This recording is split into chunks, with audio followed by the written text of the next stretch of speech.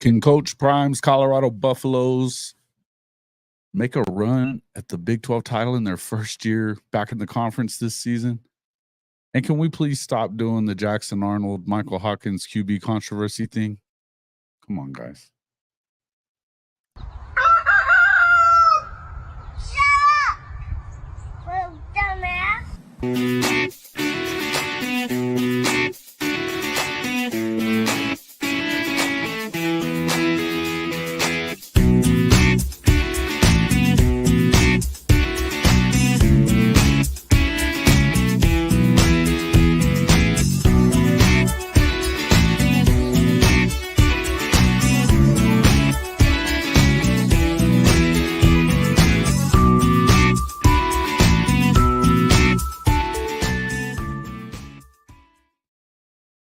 Good morning, and welcome back to the Rise and Shine College Football. I'm your host, Jason Watkins, and if you love college football, you know you're in the right place. So before you forget, smash that red subscriber button, like our videos, and don't forget to ring the bell so you don't miss one moment. Hall of Fame College Football. Welcome to the show, everybody. I'm going to make noise here. Sorry. Welcome into the show, everybody. Good to see everyone in here. Darian Keener, welcome in. Keaton Galactodon, Benjamin Cisco, Sooner Cowboys, Boomer 129. Glad to see everybody in here. Make sure that you wipe your feet on the way in and check in as you get here. We're going to talk a little bit. Well, we're going to have David Neal from David Talks Buffs in here in about probably 45 minutes or so. We'll talk a little bit about Coach Prime and the lightning rods that are him and his sons, Shedeur and Shiloh, there at Colorado. We'll talk a little bit about what their chances are in the Big 12. Before that, we're going to get into a little bit of this apparent controversy over Jackson Arnold and Michael Hawkins. Are we going to do this? Are we doing this? Can't believe we're doing this. But I guess we're doing this. What's up there, Stephen G? Robbie Martin, Benji. What's up, guys? What's up? Good to see everybody in here. Let's see. Going to bring this up right out the gate. My brother's an OSU guy. Rumor is Ollie is out for the season with I had not heard that. But yeah. Wow.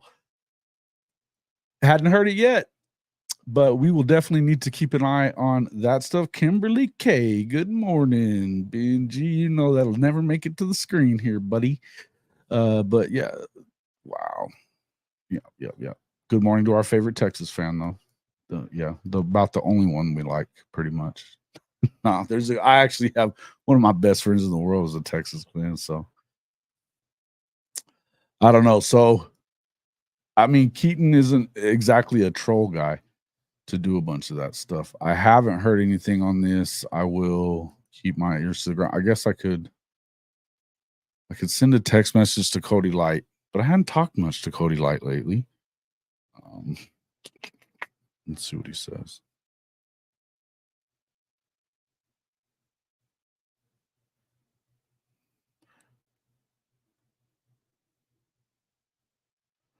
Let's see how this goes over is what I should say. Ollie out for season? What?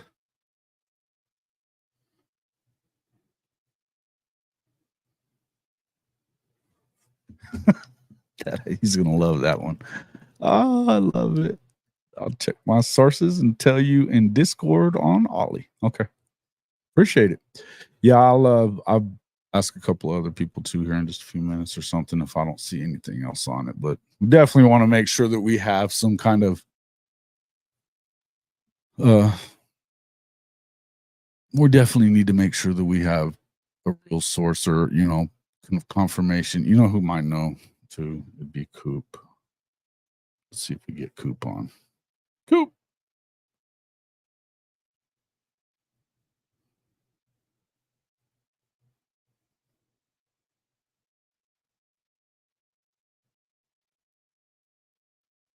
That would suck for Ollie, man. I'll tell you that. That would suck for Ollie if that's the fact he's hurt, but it's not season ending. Yeah, just checking on Twitter, he's hurt, but I don't know, man. No, that's true. Okay, and I'm not saying that. I'm certainly not. That's all. I don't see you being that guy either. So, someone pulling Jason's string. He's not talking. No. I was just I was checking some. I'm trying to figure out who might know about this Ollie Gordon deal. Welcome to the show, Ryman Lemon. Good to see you, my man. Yeah. Anyway, it got hurt because he refused to play nose tackle. I can see that. I can see that. Mars Jams, what's up, dude? Good to see you, man. Good to see you. Again, it is Twitter. And here's the thing. If it hits Twitter from Okie Light, they're not ones to like really put that out there. Okie Light fans would not want anybody to know that, and would maybe, I mean, they've done worse. They've lied about worse. So it could be what it is. Ryman is saying it's a hip injury, out for 3 to 4 weeks. And where are you getting this from? They're rhyming. Who's talking? Who's telling you that? We'll figure it out. All right. Let's talk about some other stuff. Let's talk about this deal. You got the Scoop guys all wound up about the shit. Eddie Radosevich, and of course, I was watching this, so you could tell that Eddie wanted to tell everybody to shut the fuck up.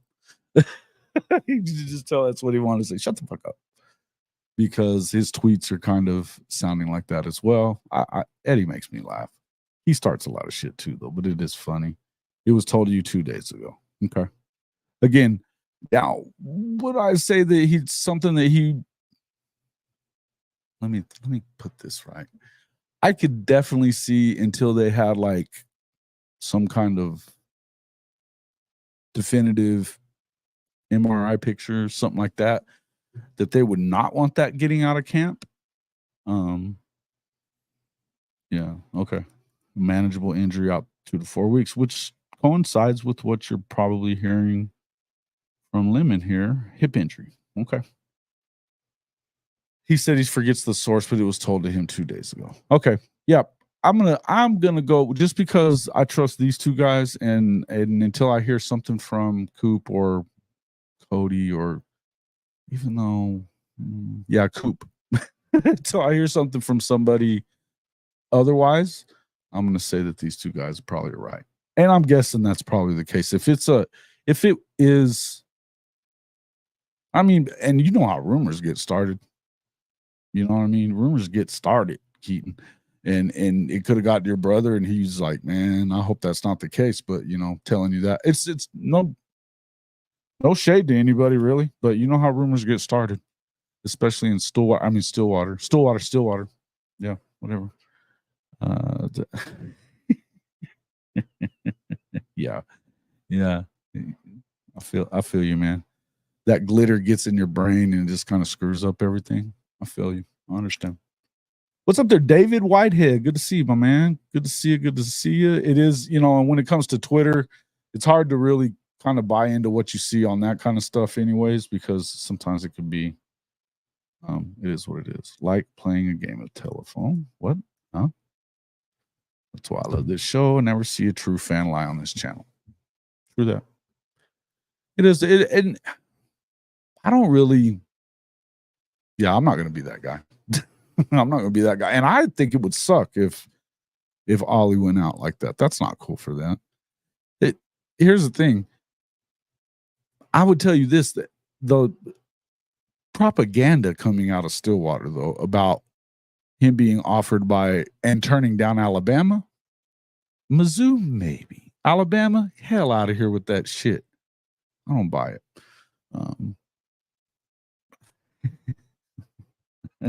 Perfect. Talk is Pit. What's up, my dude? Good to see you, man.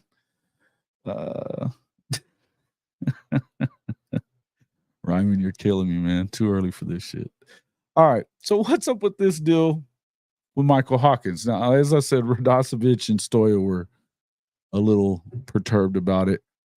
Everything that I saw, and you know, and I apologize for last night not being able to get on the show last night. We actually had, man, I had a network error here at the office from from like 2:30 on, and I was here the whole time. And it was, once it got to be 8 o'clock, I was like, even if it does come back on, I'm not going to mess with it. So it was already well late, so I figured we'd talk about whatever. But I had been watching on the phone the BV press conference or presser afterwards, talking. And one thing I've noticed is that when it comes to him, when it comes to anything that has to do with the team, really, you just kind of seem to see Brent Venables.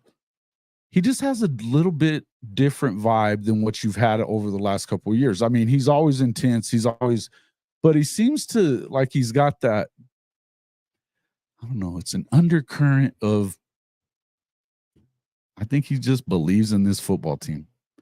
And you've been seeing it more and more. You saw it a lot at SEC Media Days. You're seeing it from the players. There's a lot of confidence there. And I don't think it's BS confidence when you start talking, when they bring up Jackson Arnold, because you could tell that the questions were pointed at, is this real? I got to tell you, one damn bad practice, if that's what that was. And I mean, they were already talking. I heard from different places around YouTube the other day. Of course, none of these ones were Oklahoma. That it was Casey. That was Casey Thompson that was pushing. You know, it's just kind of weird. But it's, I don't know, man. It's just a weird deal, the way that it goes. And now it's Michael Hawkins. Now, look, do I think Michael Hawkins is a freaking amazing talent? Yes. Would I worry if something were to happen to Jackson and he had to come in for any amount of time, you know, like if it was more than just like whatever the game he was in, that he maybe got dinged up a little bit and had to come out? No, I feel like Michael Hawkins is the guy to replace him with. If you get that opportunity, you want to put him in and see what he's got. Because the truth is, he brings a talent, or, you know, a skill set that you don't even really get from Jackson. Now, Jackson's a hell of a runner, and don't get me wrong, but he's not a sub 4.4 guy. You know, he's not that guy. So, or you know what I mean? So to me, I look at it as, this is a situation where you want to see what Jackson Arnold can do. And the fact is, he's not the only one that was struggling in that scrimmage either. You know, if you heard what Teddy was saying on the show over the weekend, they all did. First, second, and third strings all struggled against the first, second, and third string of the defense too. It was a dominant day by the defensive side. If you've played football at any level, you know these things happen. You know these things happen. So why we do this in Sooner Nation, I never have understood it. Now, these are the kind of things that can undermine a team too if it gets to be too much. So I'm not going to stay on this for very long. I will just tell you that I believe that Jackson's ready to rock and roll. Period. He's got an arm. He's won. I mean, this is a guy that was the National High School Player of the Year, played for a championship at Denton Guyer in Class 6A, Texas Class 6A, which is the toughest league in America, unless maybe the Trinity League might be the only one that's more competitive.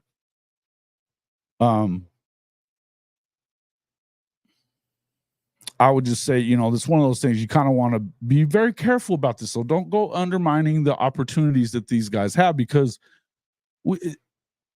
first off, I kind of understood the Spencer Rattler thing. Kind of understood that. Right now, what I don't understand is how this everybody thinks that Spencer Rattler is like that dude and he's going to be the starter for the Saints. They've been trying to bury Carr for a long time since he was a Raider, but I'm pretty sure this is not the guy you want if you ask me. But I definitely understood that when it came to Caleb Williams. And look, we've heard things from reputable sources within the program, guys like, you know, Gabe Barker said that he thought he looked better in spring than he ever saw Caleb Williams look. that early on. Okay. I tend to agree with that. I like his skill set. I think that he's a hell of a player. He took a team in 5A that's, the school was 4 years old. No way they should have made it as far as they did in the Texas 5A. And he got all the way to the semifinals, losing to the eventual champions, back-to-back champions at that. I think it's a bit much, guys. In the end, Jackson, this is first off, can't believe that anybody would think that there's a controversy, because you just haven't heard that from Venables. Not to say coaches wouldn't lie about it, but to me, this is a program that says we're going to play the best guy at the position. So you probably wouldn't be hearing nothing but glowing reviews from Venables if there was even the hint that somebody might go in front of him. That's just my thoughts. I don't know. I do love early morning mid-zoo slander. Oh yeah, for sure. What should we? Hey, what's up there, First Lady? Should we be slandering Mizzou? What's up with them? Rap bastards. Coach Smook was hot at RJ. Was he? Is RJ and Coach Smook are about to debate about Oklahoma and Bama's fate? I see RJ and Coach Smook are they? Or did you say Smook on his channel? Oh, dude, we might need to look in on this. Now this is correct.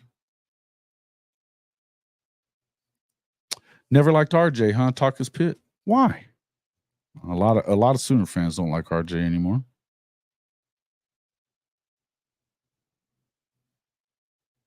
Okay.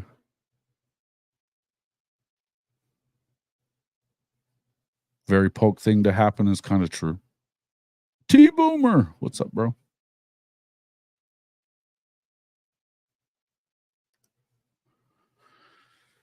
Yeah, look, I think that I'm going to say this again. I think that Casey's the in case of emergency break glass guy.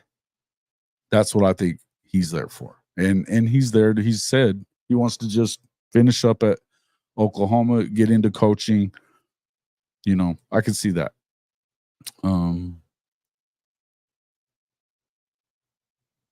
But this, now I wouldn't go there. Benji, nice try though. Tyler and Hawkins are similar. Who's Tyler?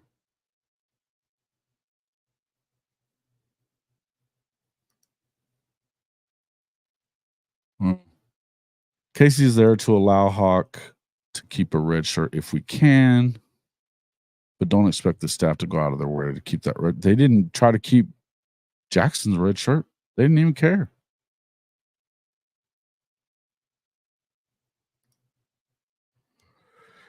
I would just tell you that, I don't. Davis is no longer here. He left. Where did he end up?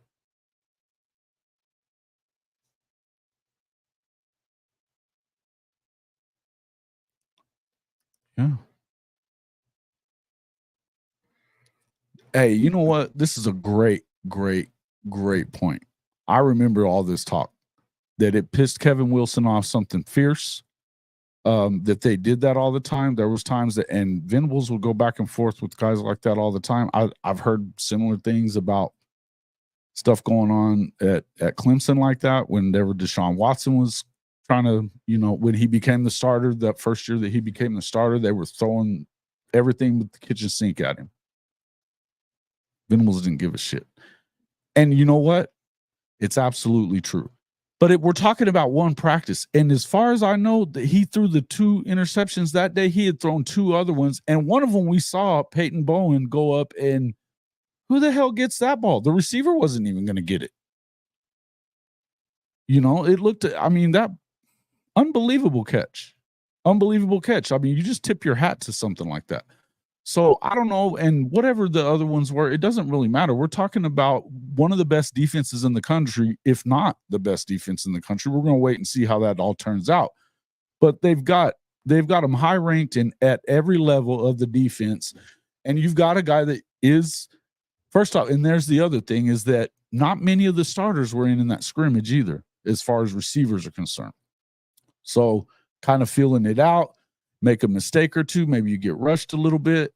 It is what it is, but shit happens sometimes. I mean, sometimes it just does. So it is, and I think one of the things that I heard on Sooner Scoop yesterday, that I have said this a lot, and you guys have said this a lot, but it's resonating more and more with me every time this comes up, is, you know, when I'd be really concerned is if the offense was dominating right now. That's not what we want. That's not what we want. We want to see this defense be what it is, because I'll tell you this, whatever happens in the quarterback room, if let's say it was even true, okay? Chances are this defense is going to put you in position to win every game. So if you can do that, and I've said this a bunch of times, Jackson Arnold doesn't have to win the freaking Heisman Trophy this year for them to go and play in the playoffs. He doesn't. He has to not turn the ball over a ton. Try to sustain some drives, hit your check downs. Don't do nothing crazy. Run the football. You do those things and the defense plays the way that we know it can play, shorten the game a little bit like that, you're good. You're good. That's what it's going to take to win in this league anyway. Hawkins was struggling against the 2s and 3s. Yeah. I don't know that it was any more so than anybody else was. I think these guys are all the 2s and 3s on this defense are really good too. You know, we're hearing it over and over again. Yeah, man, they should struggle. They should. It's a really, really, really good problem to have.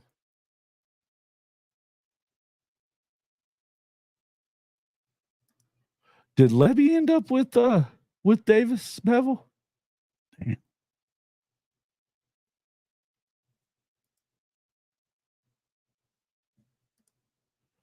Yeah. Oh, yeah. I can understand how Takis Pitt doesn't like him. Well, I mean, it is what it is.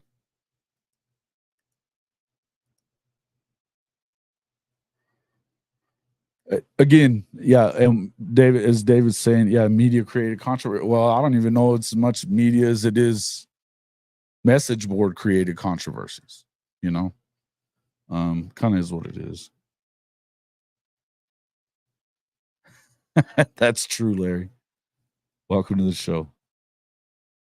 Neely. Oh, what's up, my man? Thanks for the super chat. Good Wednesday morning, Mr. Jason and everybody. Thanks for coming in. Thanks for the super chat. A lot of Sooner fans built RJ. Hey, man, I got respect for RJ. I know a lot of people don't. And, you know, whatever, you call him a corporate shill or whatever. I mean, he turned a YouTube channel similar to, I mean, there's a lot of us creators that you should at least partially look up to the guy. The guy had handled it, you know. And I understand that, you know, why some fans get upset with him. I understand, but RJ was good until big media got a hold of him. See, same here. Oh, Tyler. Oh, yeah. Well, I'll say this: Hawkins works with Kevin Murray, his dad, Kyler's dad. So, and there's a lot of the speed similarities, stuff like that. Size probably similar too. I mean, and he has a cannon. I mean, really, I think that he's probably a little bigger than what Kyler was, but maybe not. I don't know. It definitely, I would tell you that there's probably more similarities to Kyler than anybody else, as far as any of these other quarterbacks I can think of. He went to South Carolina. Whew. Okay, I never did hear that. Yeah, it got and probably buried his ass way down the depth chart there too. Because didn't they also get that guy to come in from Auburn?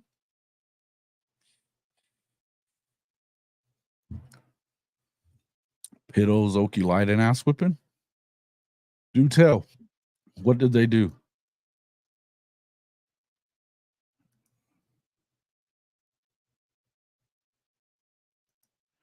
I think so too. I think you're right. I think you're absolutely correct.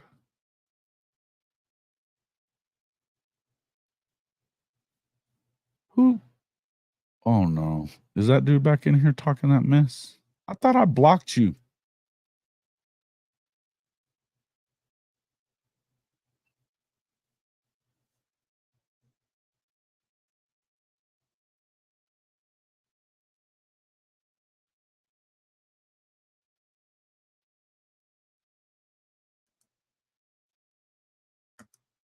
Bye.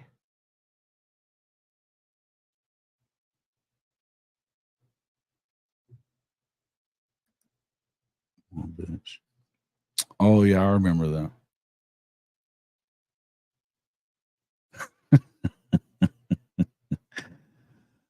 Yeah, Mason Rudolph. Oh, when the Steelers were on their little run last year and missed the playoffs anyway, but they were on their little run thinking they might, or didn't all they did make the playoffs, didn't they? Boy, Cody was a sight to be seen. Let me tell you. On his show, I don't know how many. Like every show, there was a Mason Rudolph stroke session. I guess dropped the line. Yeah, I'll drop it for a second. We're gonna have David from David Talks Boast in here in just a few minutes. There, Bishop Frank. But go ahead and come on in for a second if you like. Oops. Oh, there it goes.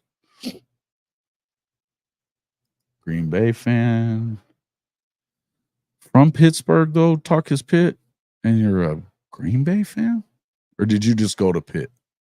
What's up there, Sooner fan 71?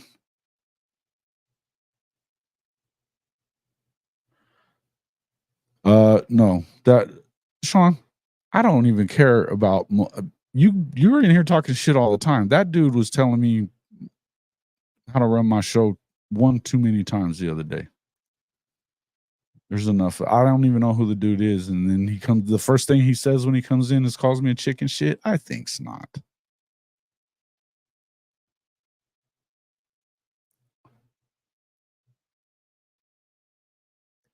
Yeah, but he left here because he was buried on the depth chart. I mean, it doesn't make sense. This just kind of surprised me that Davis would go to another place that he's not going to play at.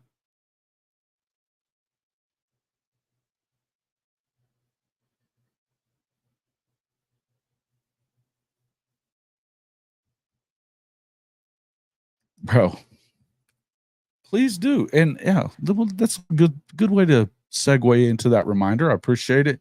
You should check out Mint Mobile if you are paying for big wireless.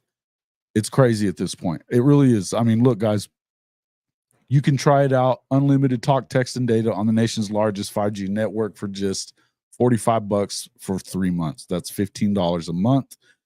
I tried it out myself whenever I got hooked up with them as a sponsor. I didn't even wait the third month to go ahead and switch it over. But through that time, you can check it out and go, and without having to change your service.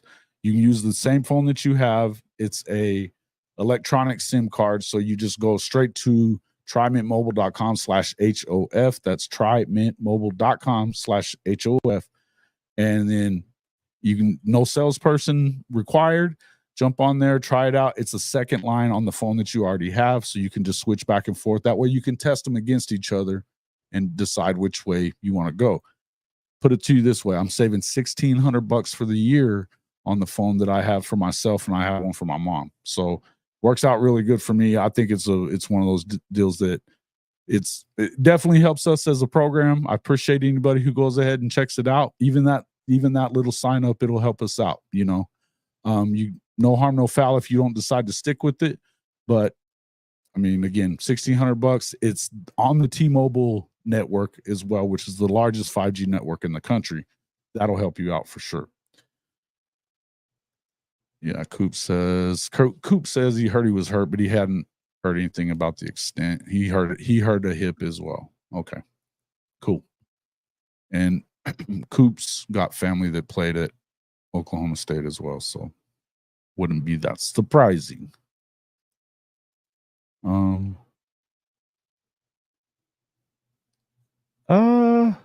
Retiring. I mean, I like the new Bud Wilkinson era stuff. As far as the retiring the Rough Rider uniform, I don't know. We hadn't really seen it much lately anyway, have we? When was the last time they wore it? I was trying to think about. When I saw that it was retired, I was like, I thought it kind of already was. Because we haven't even seen what the wood look one. The one, remember the ones that they had with the woodshed look? Just Ed, what's up, dude? You coming in real quick there, Bishop Frank?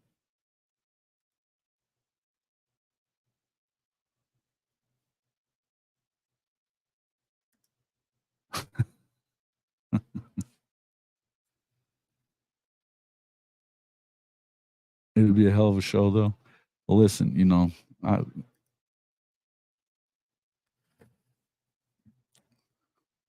he just bitched one too many times. Okay, whenever he was telling me over and over, and I told him that I timed him out just because it was funny.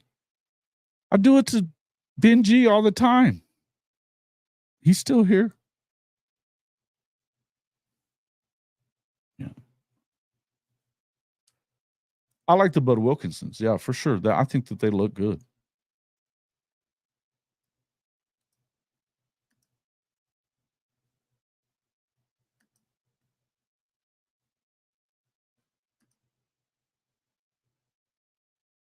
Yeah, I don't know. I don't really remember them wearing it much. Right? Was it ever worn?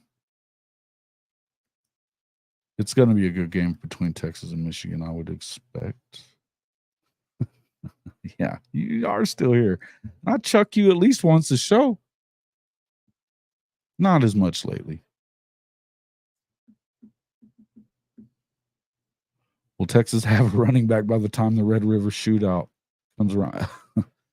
Man, I hope so, man. I hope so. That ain't right. That sucks if that hurts. Yeah, you're still here too. And hey, man, that's not. We don't insult you, Rob. We just insult Drink and the clowns that that don't act like you. Hey, yeah, Bevo's bodyguard. Hey, man, he takes it like a man. Every time I do it, it's at least 2 or 3 times though that I kick him out. At least 2 or 3 times so I kick him out. What's up there, Bishop Frank? What's good? What's out there? Shoot, man. Shoot, let Jason cook. Let him cook. Let him cook.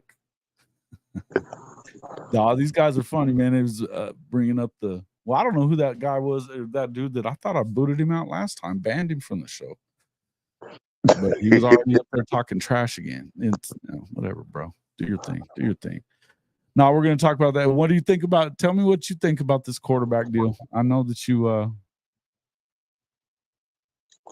Yeah, on the real, Jason, man. The only reason people want a quarterback situation is that the fact of the matter is iron sharpens iron.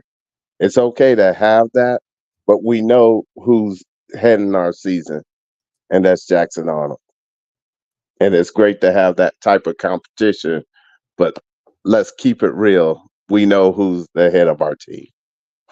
Yeah. Well, and I mean, I think that there's something to be said for Jackson needs to be smart enough to not pay attention to the outside noise. And I think that he said that he stays off social media, but it doesn't mean it doesn't get around to him and all that stuff. But fire test. Absolutely. And again, but I mean, you think that's harder for him than actually having to hold off somebody like Michael Hawkins? Probably not. No. So, yeah. Chris, he says this chat is entertaining. Jason always in high alert to time people out. Man, it's fun playing YouTube God for a little while. It's on my show. It's a YouTube God, but it's just fun. I like messing around, and we definitely talk back and forth on this show. I don't mind interacting with you guys, but there's a certain level of that you can get to and not. People insult me all the time because I film videos in my basement. I'll take any view and use it for my own purpose. Yeah. So it's that in your mom's basement type of stuff? Is that the stuff that you get off of that all the time? Hey man, appreciate it. This is a big, the Hall of Fame family is a good family, man. I enjoy it. And I mean, hell, I don't care. Some of my favorite people that come on this show are not Oklahoma fans. So, and I mean, it's really just, I mean, I mostly talk Oklahoma stuff but that's where the majority of my listeners are and my, the watchers of the show. But we talk about college football as a whole here all the time. And so I'll tell you one thing, I am super excited about the start of the season. I would tell you that I think that it's intriguing to find out what's going to happen in the Big 12 too. And that includes with Coach Prime and the Buffaloes. There's always something going on with those guys. For better or worse, I don't carry the same opinion about Coach Prime or Shedeur and his brother Shiloh as a lot of folks do.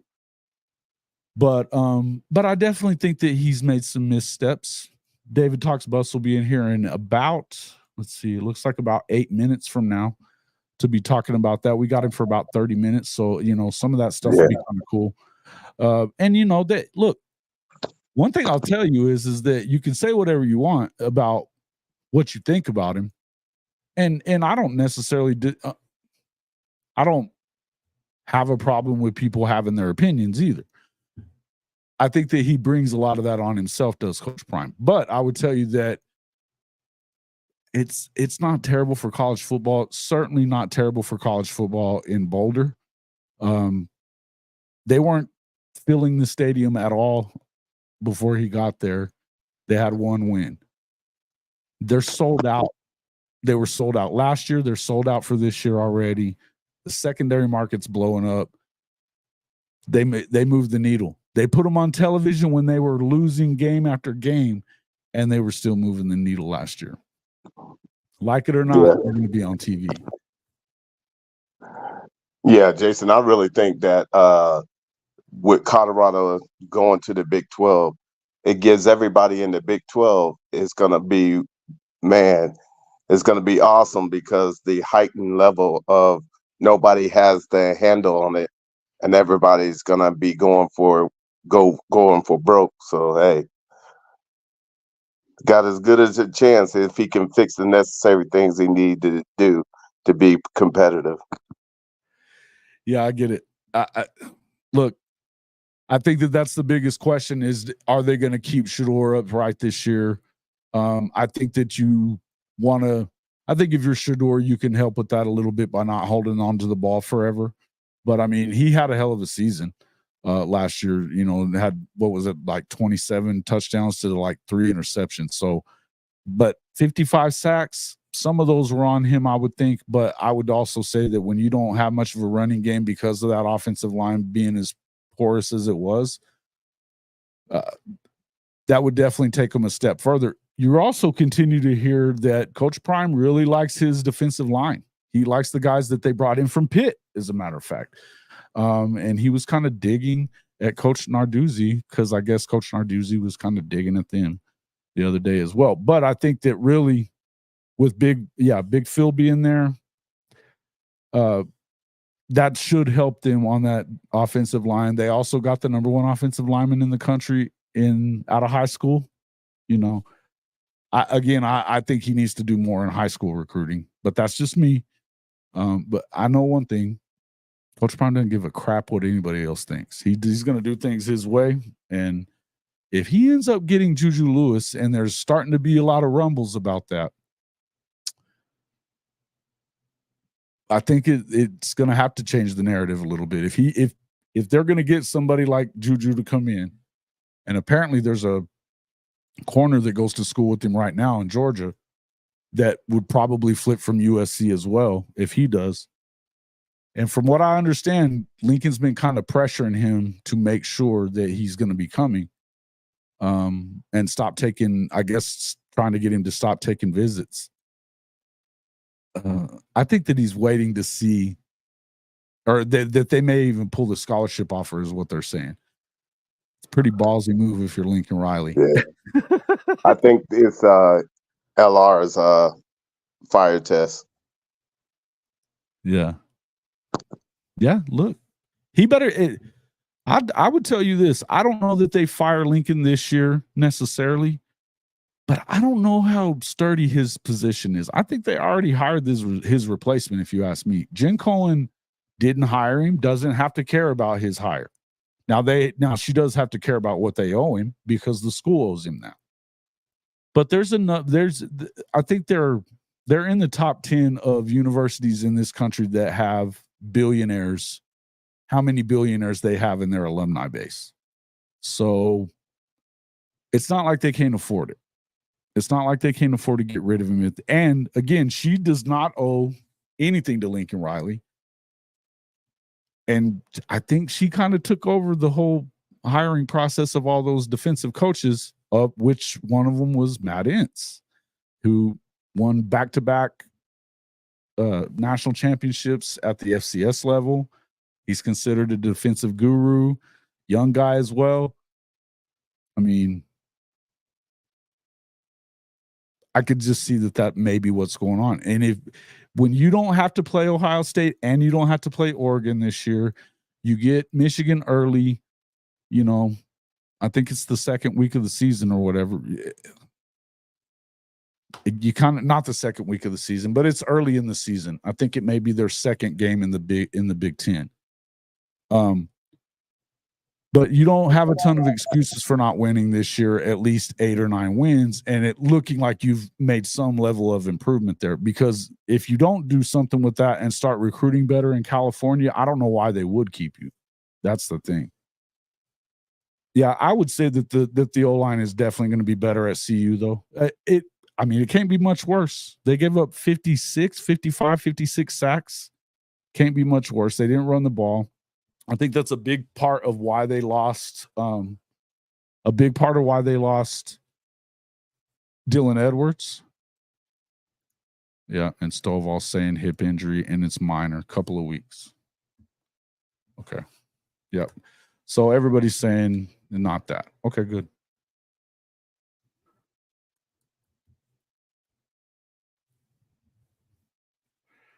Appreciate that from Cody and Coop and all you guys that kind of backed up that. So looks like that's the deal. I bet SC is waiting for Juju to decommit. They are on Houston Longstreet. Who is the better quarterback? Maybe. But again, I don't know how. I don't know. I don't think he's that safe.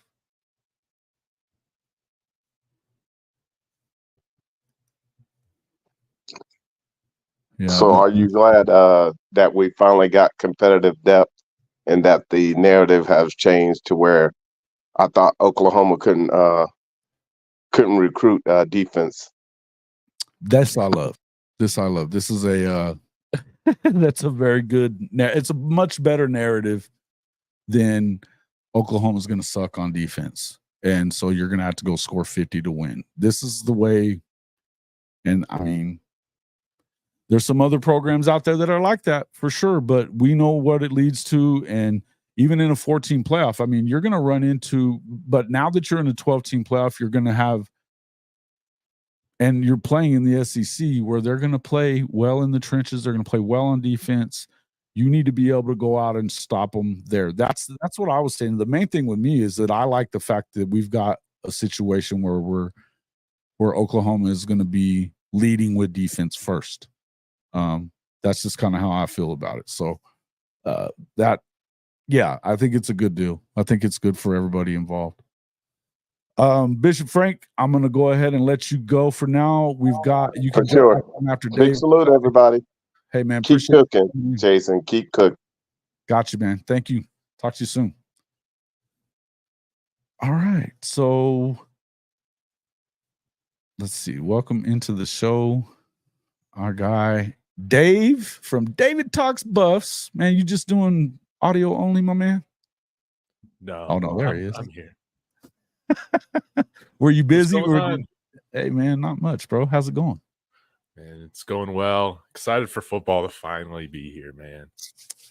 Me too, man. It's so much trash talking and all kinds of other stuff going on, and man, I had to get you in here to talk a little bit. You know, you're hearing so much stuff coming out. It's always the lightning rod coming out of Colorado these days. Yes, of course. Last week, you know, you had Coach Prime in there refusing to answer questions from certain people, and you know, and then didn't you I just saw a video from you. I think it was from yesterday, wasn't it? Where they made that columnist leave. yeah. They just skipped over his question. You know, it's again, I understand that when Deion Sanders is your coach, you're like, just these things are going to be talked about more. But you know, I was never expecting Coach Prime to just be a media darling his entire time here. You know, that doesn't really make sense. But no, it's funny the different battles, I guess, that you could say that he's had with different media members. Some of them I understand more than the others. I think the biggest one, and again, it's I find it pretty funny, is just this guy from the Denver Post, Sean Keeler, just has, again, he came out with an article after the season ended. He's been ripping him for a while now. Right? He called him a snake oil salesman, and it's like, hey, like, I understand if you just look at a 4-8 season, isolated, like how you can, but you gotta look at the starting point for this program. And even though we ended things on a 6-game losing streak, you cannot call him that. That is ridiculous. A word that is lacking amongst college football fans and media types, and it's the word nuance. Yes. It's the word nuance. We were just talking about a QB controversy that isn't in Norman right now, because of a fucking practice. One practice that Jackson Arnold struggled in. Because and why did he struggle? Because they probably have the best defense in the country right now. Yeah. And he's only going into his second year, right? His first year playing. Context. Nuance. Context. Another good word. Yes. It's so crazy, right? Now, I will say this. I found it kind of surprising with the CBS deal. Now, and I wanted to ask you about that. There's a couple of questions I have for you that aren't going to involve this, because I could give a shit. But the CBS deal, that seems weird, because don't they like pay to have his show or whatever, like his coach's show? I know. And that's what was kind of weird about it. Now, what a lot of some of the outlets that have talked about this, I feel they're kind of splicing up the whole comment that he made, because even though he said he's not answering that question, he went on to say, like, hey, this isn't about you. I respect you. Right. But it was clear that Coach Prime is trying to make a point. Right. He chose to make that point during that. I'm not totally sure what the CBS stuff is regarding. I know that Philip Dukes on 3 had a video that I haven't watched yet, but I don't think it has. Initially, what I thought, and a lot of people thought, was that it just had to do with the article of him being ranked the second worst coach in the Big 12. So I think it has to do more with the Shiloh stuff. Yeah. Yeah, but everybody reported on the Shiloh stuff, though. That doesn't. So I don't know. I need to watch that Philip Dukes video, and maybe that will provide some more context. But Coach Prime did tweet that video from Philip Dukes saying, like, thank you. This is what. Apparently, there's just something deeper going on. But it was kind of strange I will admit, to pick on a local CBS guy to try and make a point to the greater, I guess, CBS. What do they care about the affiliate? They don't. Yeah. You know what I mean? Yeah. It was a little odd, but again, it wasn't about CBS 4. Coach Prime wanted to make a point about CBS, and that's the route that he took. Yeah. I get it. Look, you don't have to agree with it. I mean, it's, and I would say that I think that's a little much. I don't necessarily have a problem with what he was talking about with Sean. You know, same here. That's what I care more about. The guy a freaking snake oil salesman. What do you expect him to act like the next time you see him? And then he came out and said he gave I think his article on Saturday was Coach Prime had a 4-8 season, but he gave a 3-9 press conference. And then, he showed up, tried to ask a question to Warren Sapp on Tuesday, and the guy from CU running the question said, "Next question." You know, he can't just show up with a smile on his face and show up and go talk to Coach Prime about it. Work it out. Yeah, because it's odd. It's odd, and that's kind of been his whole thing. Is again, it's shocking when you find out that he went to and got his journalism degree from Northwestern. The types of articles that he writes for both the Broncos and Buffs, I'm not a fan of. I think he does terrible work, and he's an embarrassment to that program, to Northwestern, to people like Michael Wilbon and others, talking heads. I think he's kind of an embarrassment. So I feel like he's finally getting some of the karma that he's been due to get for a very long time since he moved out here. Yeah, I've never been a columnist at a newspaper. I've been in a lot of newspapers. Columnists' jobs are to kind of hold the feet to the fire on and always take that angle because, and it happens everywhere, by the way. There's a lot of columnists in the Oklahoma. I mean, how many folks in here, out of you Oklahoma fans, how many are fans of Barry Trammell? I'm going to tell you there's going to be very few that say yes here. He's been dogging on Oklahoma a lot lately too, which is kind of weird. But I think all in all, I think coaches definitely, they get their feathers ruffled by columnists easily, and I get it. Bill Plaschke's been taking Lincoln to the woodshed a lot lately too, which is, and rightfully so. So, it is what it is, but it's, whatever. It's, see who that person doesn't exist. That's who that's right. Yes. Call him a false prophet as well. Okay, guys. Again, I'm not taking this guy's side. I'm just letting you know that it's, it seems to be, here's what I would always say about that. The more that you do that, the more that you fight with the company that buys ink by the barrel, the less it doesn't usually go well for the coach in that situation. You're almost better off just to let it go. Yeah. But knowing Prime, he's not going to do that. So it's going to be how it is. He's going to say what he has to say. And I don't necessarily have a problem with that. It's all good. I think a lot of people can get confused of if you have a bad relationship with the media at large, that means that, the program that you're running is a total mess. I think it couldn't be further from the truth. I don't think, again, Coach Prime's ever going to be a media darling when it comes to answering the tough questions or dealing with some of these guys. But you can't make his statements with the media, or you can't judge how the team actually is based off of his responses with the media. And I think that's what a lot of people. And I don't have a problem with that, but I'm not going there with that. First off, though, Big LT. Would they do Stoops or any other coach the way they do Prime? Yes. Yes, they would. Yes, they would. Because nowadays, they're doing it to BV, and he won 10 games last year. You're hearing it all over the SEC, how he's not meant to be a head coach. This happens. You know why they do it? For clicks. This is as easy I can make it for you, is that this is all for clicks. Yes, Saban too. Yes, Saban too. There's crazy fans everywhere. Look, when Saban, Miss Terry even got on Saban whenever he got on to what's her name from ESPN that time. When he ripped on her ass at halftime, even they got on Saban's ass. It happens. Yeah. It happens, man. In the end, I don't have a problem with the way that Deion's backing, he's going to back up his players, and you should do that. Close ranks now and do your job. Do your job. Yep. Speaking of doing your job, now let's talk a little bit about this.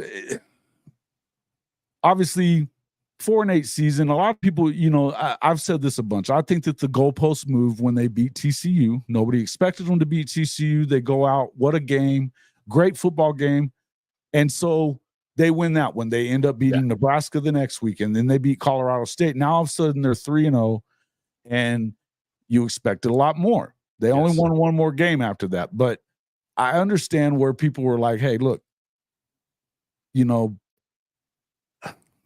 well, here's what I don't understand is the expectations should never have gotten as high as they did. But once they didn't, they only won one more game. Then now you start hearing about how terrible it is. The fact of the matter is that program wasn't in great shape when he got there. No. And a lot of people, again, want to look at last year as a failure, whereas that team is trash. No, you didn't watch the team prior. Like, it was still a much better team than what we had 2 years ago. Oh, yeah. And there was games that they probably should have won later on in the season as well. The UCLA game, they had chances to be in that one. Hell, they damn near beat USC and should have beaten USC, but they should have. We were beating Arizona until the clock expired. And Utah, you were in it. You were in the Utah game too, and nobody thought you were going to be in that game. Battle of the backup quarterbacks. That was a fun game, man. But yeah, it was good to see us hang in there with Utah. They're my upset. It's biased, whatever. I'm calling it. We finally get the monkey off our back. We finally beat Utah for the first time in quite a while this year. That's my hope. Yeah. Let's see. All right. Hey, guys, I'm not going to put these things up on the screen if you guys are going to be just dogging on it. You're going to have to pay to get that one up there. All right, because I'm going to ask questions. If you're going to want that one up there, that one's going to cost you. Come on, Neilio. I know that you're not the big Coach Prime fan, but let's have some respect for my guy Dave. All right, talk to me about this. Who's the best position group in your opinion right now for CU? Because obviously the thoughts have to be to at least make a bowl game. I think that they're expecting a little bit more within the team. I think you have to say that if you're Coach Prime. Myself, I think if they win 6 games, it's a success. Yeah. Oh, yeah, no doubt. Let's get to that bowl game. I think right now our strongest position, it's still the wide receiver group. I feel I would love to say it's the offensive line. Maybe that's going to take another year before we're having that sort of conversation. But I love where we're at. We have a great mix of proven veteran talent that will be here for this year. So you're talking receivers is probably the best group. Yeah. And that was kind of what I figured. Yeah. The receivers. And I think they're better than what we had last year in terms of depth. I think that you saw once Travis Hunter got hurt, we had Omari Miller have that breakout game. Again, one of the biggest questions is, why do you get 4 targets after that for the rest of the season? And a little weird, right? Yeah, kind of weird, but it did after Travis Hunter went down. It did kind of show our lack of high-end talent there at the position. So yeah, we've brought in Cordell Russell from TCU, who's a big body. He'll pair really well with Omari Miller.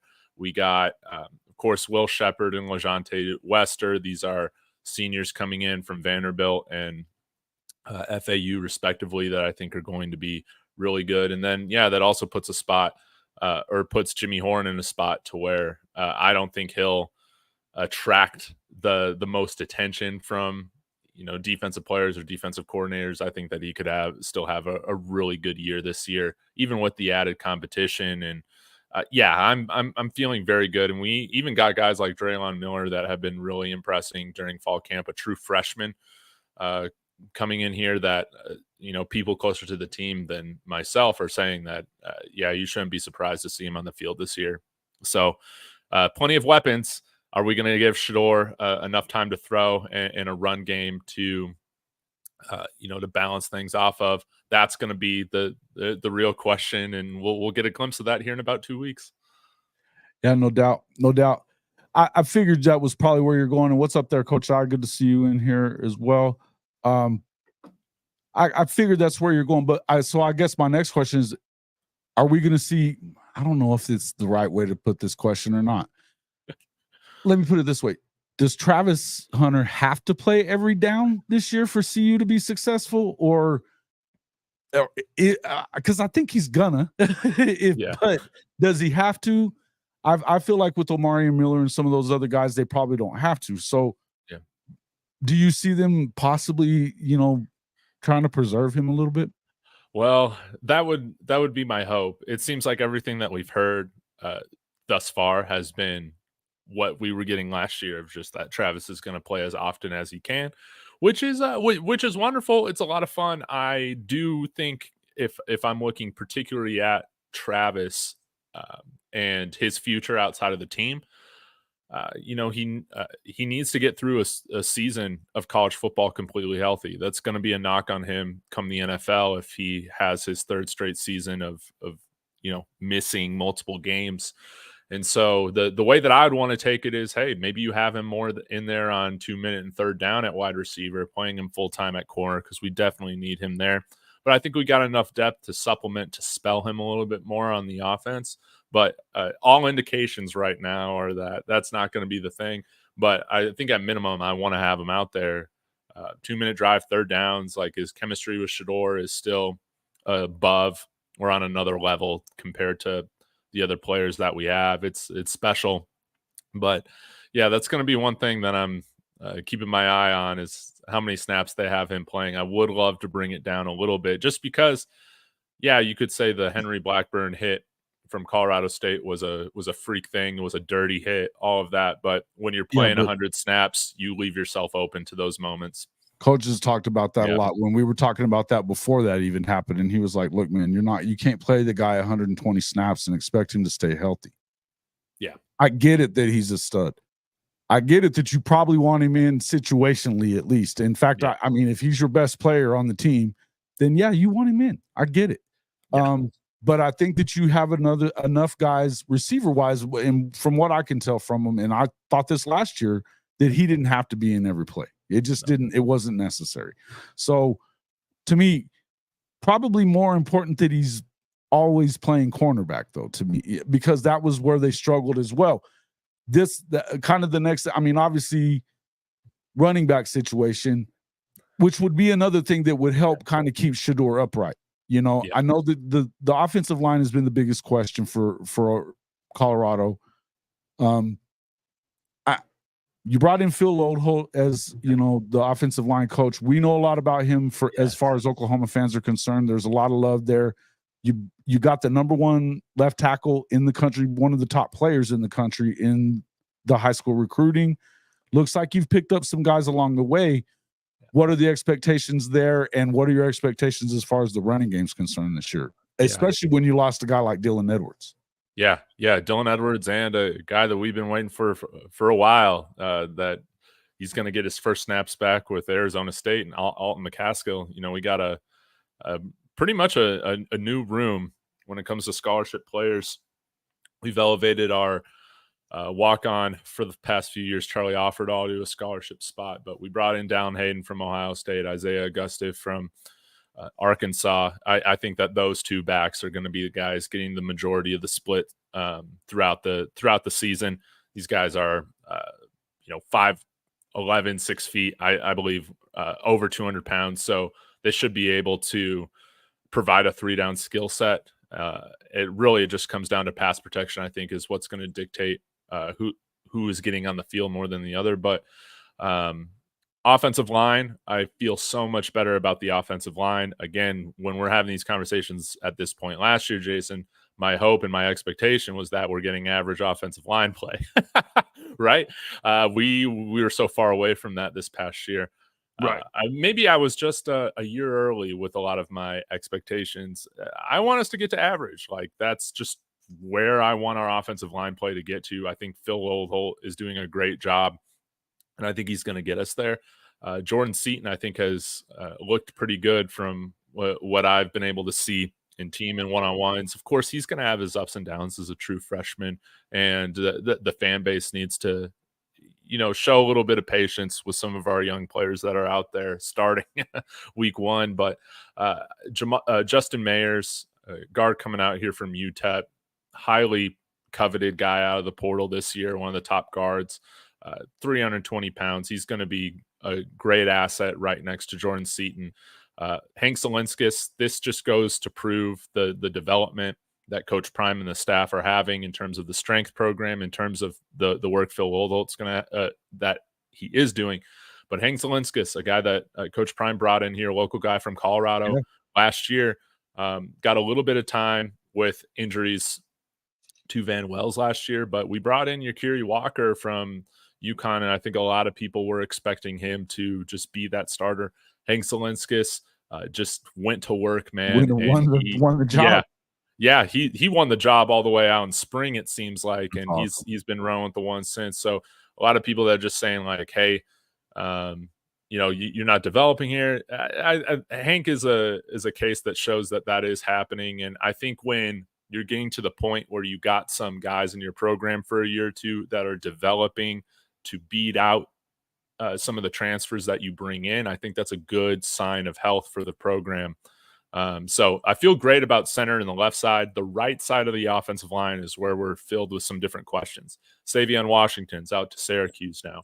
So we brought in Khalil Benson from Indiana, who I had felt has always been would fit better as a guard than a tackle. Right. But he's played a lot of tackle. He's played a little bit of guard. That is a little bit up in the air. We've been kind of mixing and matching him and Tyler Brown at right guard and right tackle a little bit. I'm not really sure what the right tackle position is going to look like. At least sounds like you have some depth there. Then that it's not just the first fight, because as we know, injuries happen. So that's important. Okay, look, yeah. About the only thing that I really have too much of a problem, I don't care about most of the other stuff, because I think that Coach Prime's definitely different, but what he's doing is definitely bringing eyes to the program. It's bringing players to the program as well. Now, and whether it's great and whether it's good media or bad media, it's still a lot of people that are paying attention. And so that's a good thing. If you're selling out the stadiums and you're doing that kind of stuff, there's more to it.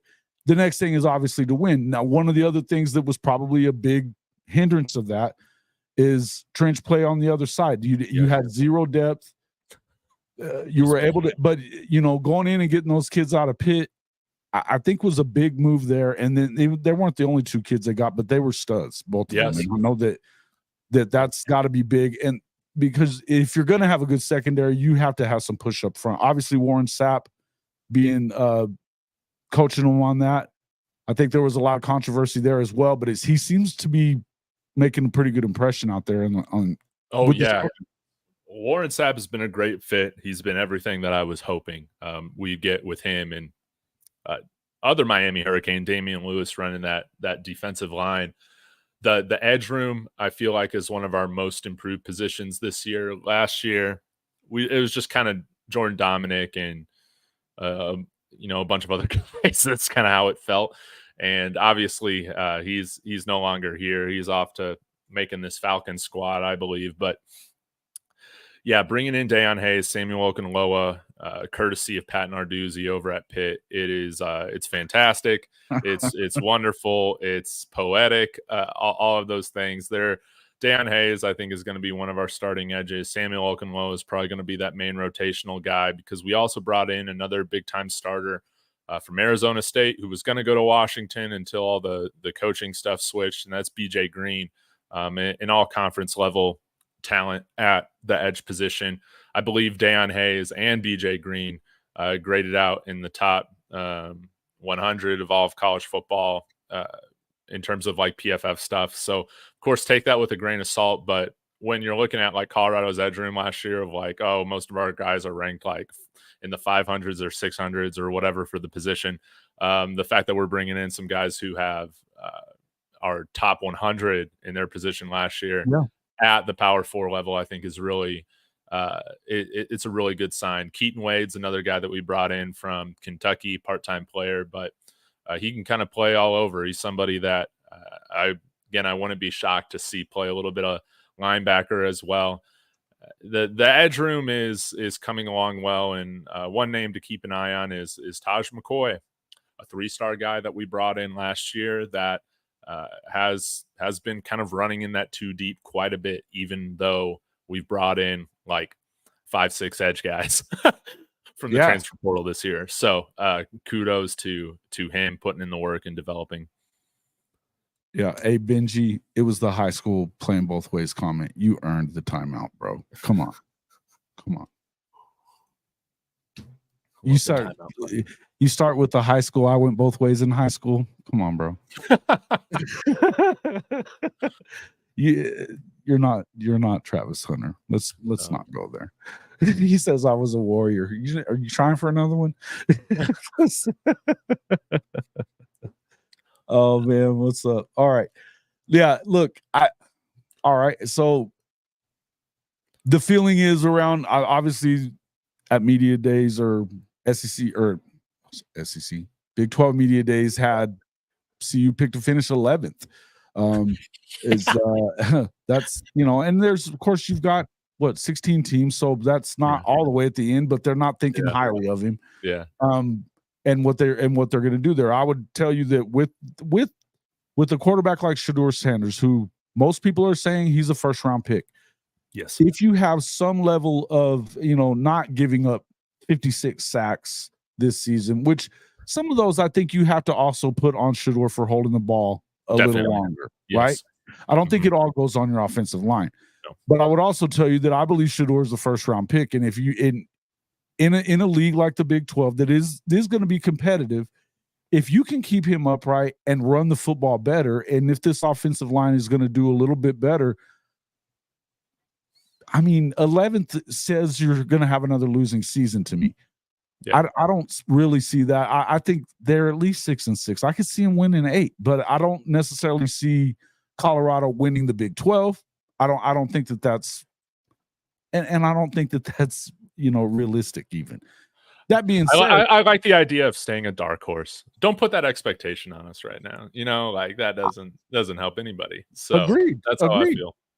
Yeah. Look, I just don't think it's that realistic, but I do think that with somebody like Shedeur and with the weapons that you have, if you can play a little better defense and keep Shedeur from getting hit every other play, then you're going to have a chance to at least spoil it for somebody else. Yeah. Yeah. And a lot of people need to be reminded of this is that, we went from 2022, our average margin of loss being close to 29 points in 2022 to where most of our outside of the 2 losses to Wazoo and Oregon, all of our losses were decided by single digits. So we did take a significant jump in just like our competitiveness at every game. And I think you'll see us win some of those closer games this year.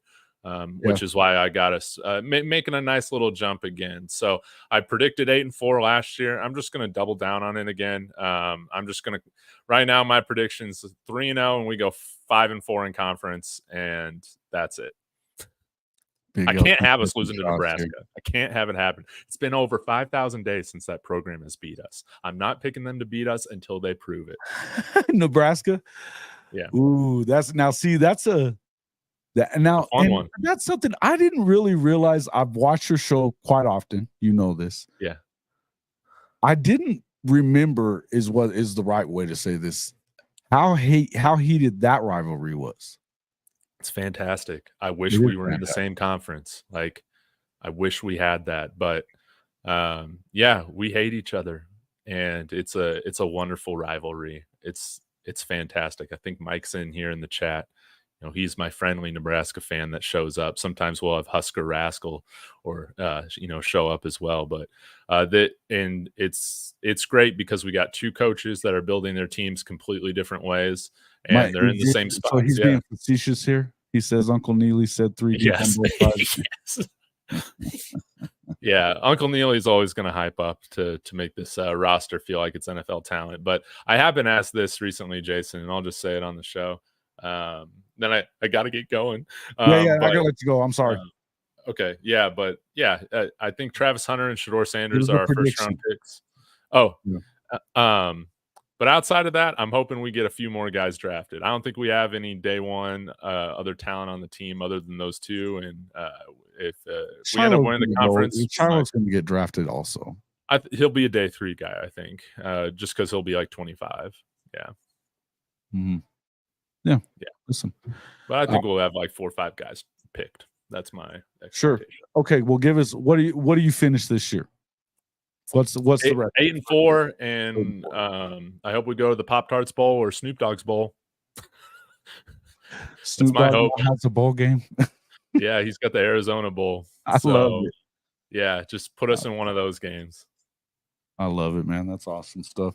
Listen, I can see them winning eight games in this league. I do think this is the most competitive league all around, as far as I think there's a lot of parity there. So while I don't pick them to win the Big 12 conference, I do see them making it hard. When you've got Shedeur running things at quarterback, I think he's a first rounder. He, most definitely, obviously Travis Hunter's a first rounder as well. Yeah. We'll see what happens, but I appreciate you coming on the show, man. Tell everybody how to find you. David Talks Buffs. If you want to talk Bo Nix and Broncos, baby, David Talks Broncos on YouTube.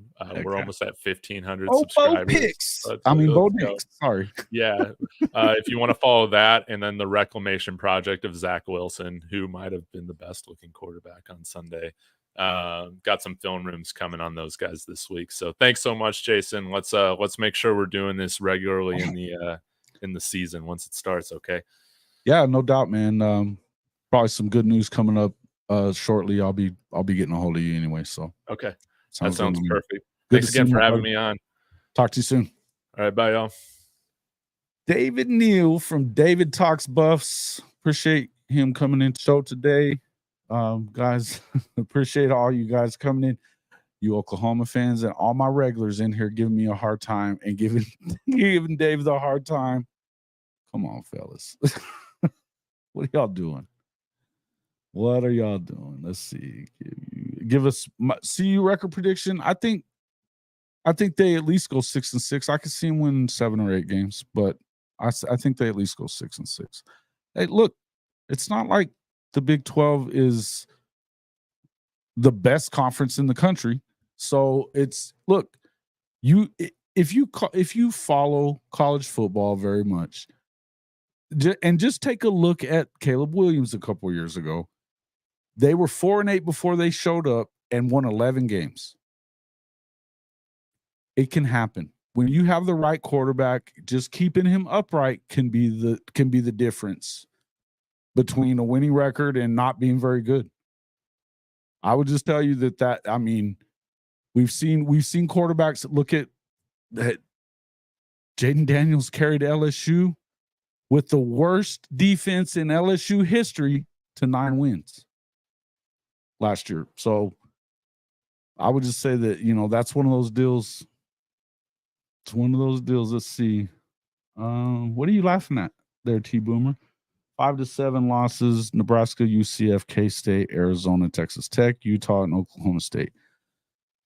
Purple, I don't know that I could see the 5 losses. I don't see them having a losing record again. But because can they lose to all those teams? Sure. Oklahoma State's already got an injury. It may not be a season-ending injury like they're talking about, but if Ollie's hurt before the season ever starts, that's not usually a good sign for a running back. He's already banged up. And if you believe in Oklahoma State all the way, when they got to go to Boulder, I don't know. I can see them losing that game. Especially if it may be for a spot in the championship game, that's a game they'll lose. It's a game they'll lose.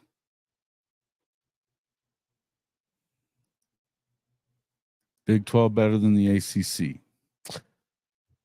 Is it though? I don't know about that. I think there's some highly competitive teams in the ACC. Clemson,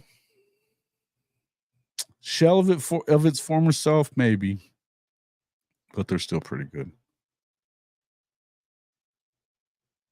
They did. I will give you this. Hey, far be it from me to love on that team. What I'm telling you is things that the ball can bounce certain ways a lot of times. 9-3, we're going to blow out Nebraska like we did last season. Yeah, I don't know about that one. I think that that's going to be one of those games that it's going to be a tough one to win for Colorado.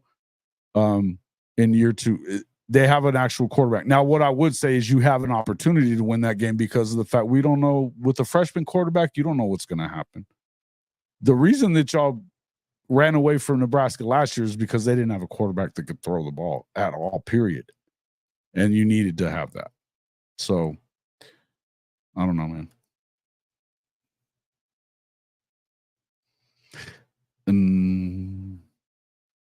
I mean,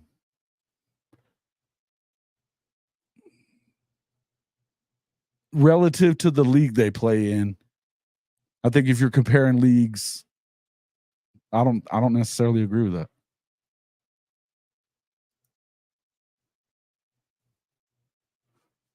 Coach I, what's up there, USCJ? Welcome into the show. Appreciate you.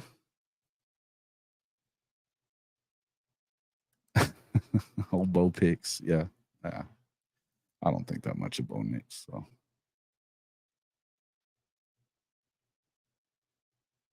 no more than 4 losses, huh? The big one says. Well, we'll see, man. We'll see. I think that 4 losses is probably a little. I definitely think they probably have 4 losses.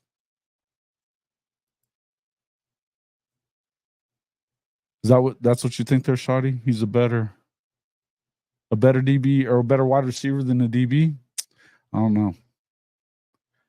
I think that it's tough to tell when you're playing them 100 snaps. I don't like that, playing them as much as they play him. I can understand sticking him in situationally the way that they used to with him whenever he was in the NFL. I understand that. Maybe have him returning punts, something. But, because he can affect the game in good ways, especially in important times of the game and stuff like that. To add somebody out there that can be a difference maker, I can definitely understand doing that. Playing both ways all the time in Division I football, I don't see it. It didn't work out very well for him last year, so I don't think it's very good.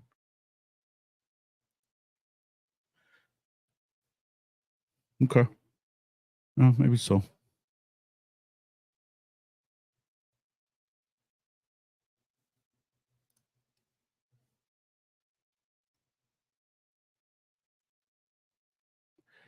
The thing about the 11th ranked defense stuff there, Chris, what did I just say? Nuance. Nebraska plays in the Big Ten. It's the same thing I've been saying about Iowa too. I know they have a good defense. They always have a good defense, but they play a bunch of teams that just try to run 3 yards in a cloud of dust all day.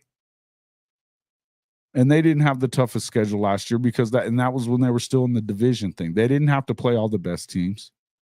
Ranked 11th in the Big Ten, not exactly the same as ranked 11th when you've got a bunch of great quarterbacks and every team is full of quarterbacks and offenses that are going to go out there and put up big numbers. Go back and look at their opponents at Nebraska in the Big Ten and tell me how many of those were like juggernauts offensively, because there weren't many. Same thing for Iowa, but yeah, I think that secondary is a lot better too.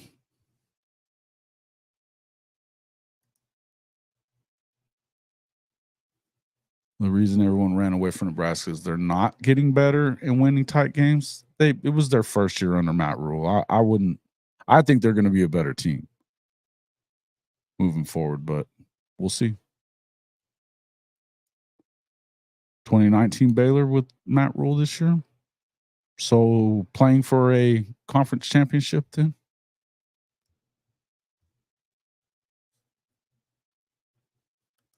I'm talking about relative. I'm not talking about overall. I'm saying relative to the conference they play in, the quarterback situation is very similar. I'd put Shedeur up there with anybody. I'd take his ass over Quinn Ewers any freaking day. Any day. So the receivers they got, it's not a problem with their skill guys. It's not a problem with their skill guys. Now, running back wise, they've got to get a little bit. I mean, I think it was probably one of their toughest losses had to have been Dylan Edwards. I think that was a huge loss for them. Huge loss for them. But again, and then offensive line, sure, okay. But honestly, though, as far as the offense is concerned, I think relative to the conference that you play in, yeah, it's pretty comparable.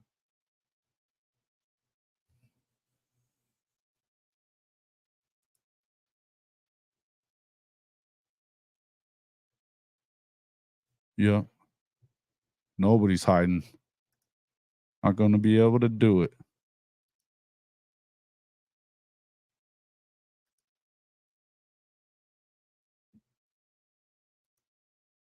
That's what I was getting at.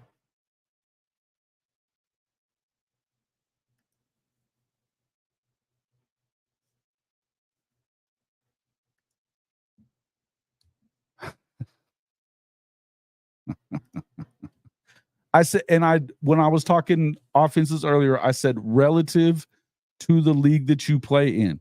You're the one that wants to make that, you want to make that comparison. I'm telling you that when you start looking at offenses in that league, they have a chance to be one of the best offenses in the Big 12. They just do.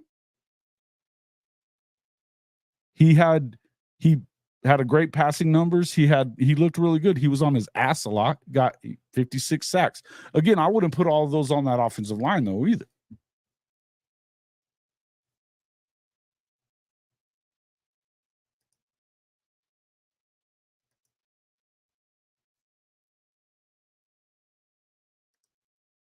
Yeah, Hayden did. Okay. And I can see that. That's good for them. But I mean, again, I don't know that I think that guy's better than Dylan Edwards, although Dylan Edwards was a freshman, but I know that helped out K-State a ton though. They already had a really good running back situation already, but when you add in Dylan Edwards with that, now they got a monster, a two-headed monster there. Not to mention the fact that their quarterback situation is really good too. I think I've been picking K-State all up until this point. They're going to win this conference, I believe, as well. I think there's a number of teams that could win it, but my favorite team for it is going to be K-State. I think that they're going to win it, but and I think that Dylan Edwards was a big loss. Now, that doesn't mean that they're not going to go find somebody, because they will. That's the one thing about Coach Prime. He doesn't really want to go and have to recruit out of high schools, because you have to understand he is trying to win with his sons while they're there. I can certainly understand that stuff. But I can also certainly understand the criticism for that too. I get it. I think that he's recruiting in a way and he's after guys that are in high school at the point right now that he's trying to show that if he's not staying there, no way Juju is even considering going there. No way. And the truth is, if he said before that he doesn't want to coach NFL players, I would tend to agree with that. I don't think he does want to. And he's making more money than he's going to make anywhere else. And you're not going to get another head coaching job in college until you turn that thing around at CU. So I don't really see him leaving right away. I just don't.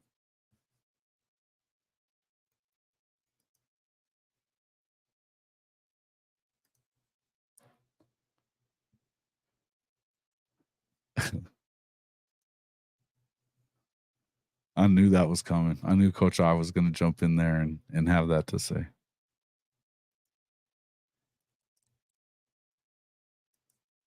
I said it was similar. Relative, Benji, you're having a hard time understanding today. You're having a hard time understanding. Get the words that are coming out of my mouth here.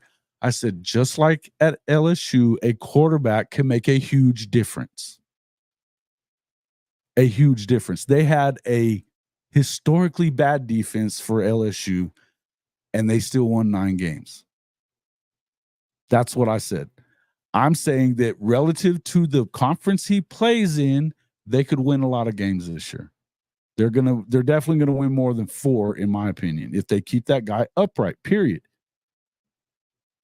The Big 12 isn't, and on top of that, the Big 12 wasn't the toughest conference in the world. It's competitive, but it's not like you have to go up against all those SEC teams. Quarterbacks matter.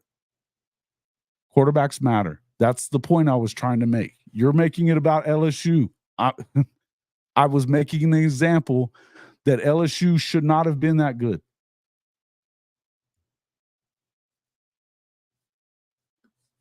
Damn.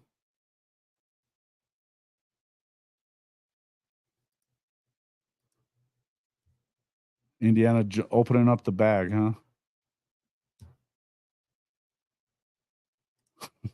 Shit. Oh, yeah, man.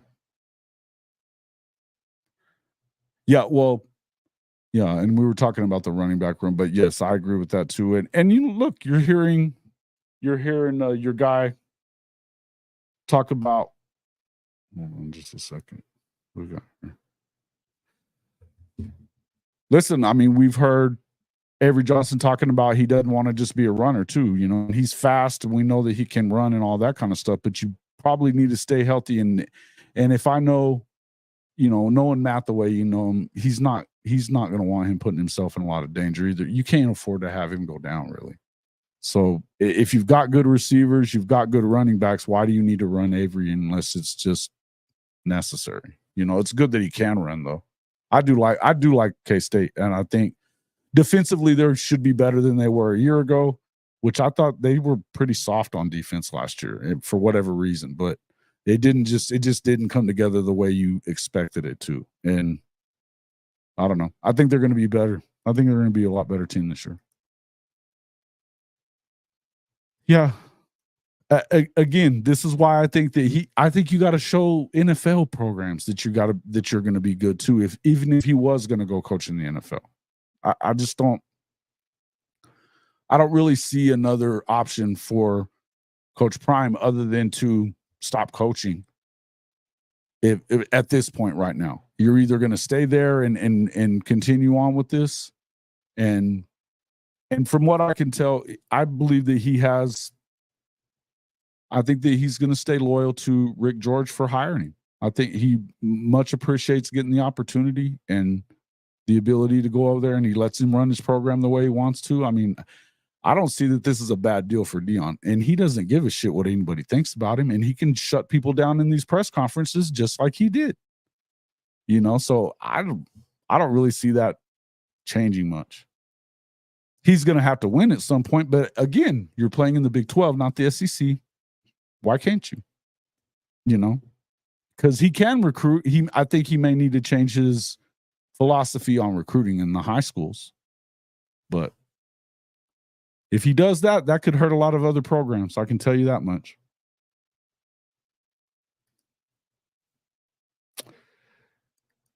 I don't think Arkansas wants him. I think that Arkansas is looking for the Jeff Traylor type or Texas State's coach. Oh man, I always forget his name. He's really good though. He's not. I don't think they want him.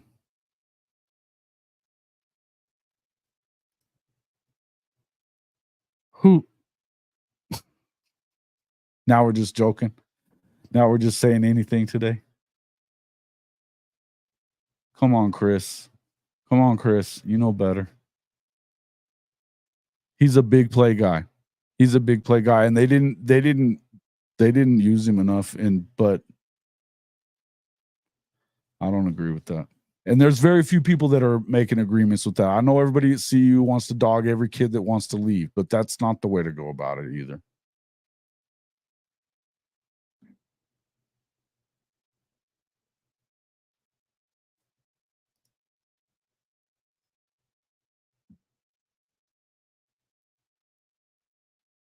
As far as comparing them, that's what I was talking about. But I'm telling you that as far as look at what happened last year, that they were able to go out and win a Heisman with him and win 9 games in the SEC, even though they had a trash defense. I'm telling you that I wasn't comparing or saying that they're better than LSU, for God's sakes. Come on.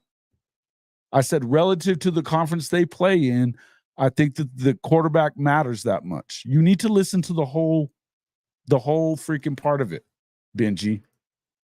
Nuance, bro. Remember the word nuance. Getting on my damn last nerve.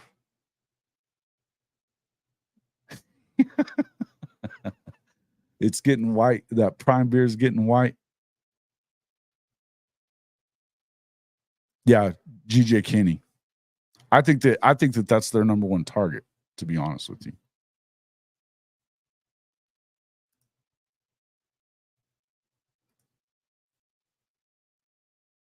So you get 6 wins this year, Shawty says. We'll see. I think they get 6 wins at least. I could see them getting as many as 8. I think, they could get 6, but I don't really see them losing too many more than that. I mean, it's like I said, I think that the Big 12, when you start looking at the Big 12 overall, there's a lot of those teams in that league that I think they're going to beat up on each other all year long, man. I could see them winning a game or two that they shouldn't win. Could definitely see them losing a game or two they shouldn't lose too, though.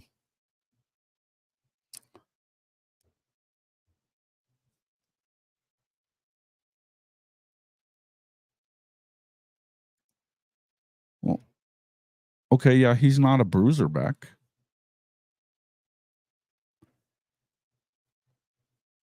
Yeah, I'm not thinking of. I'm not exactly looking at Colorado as a bruiser team though either. That's gonna 3 yards in a cloud of dust them. So.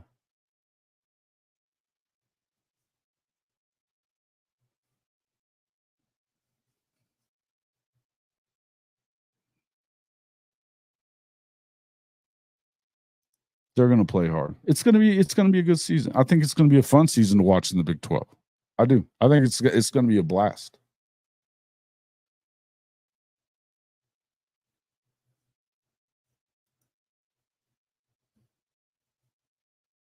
Deion's not getting the Penn State job, Christopher. No way. No way.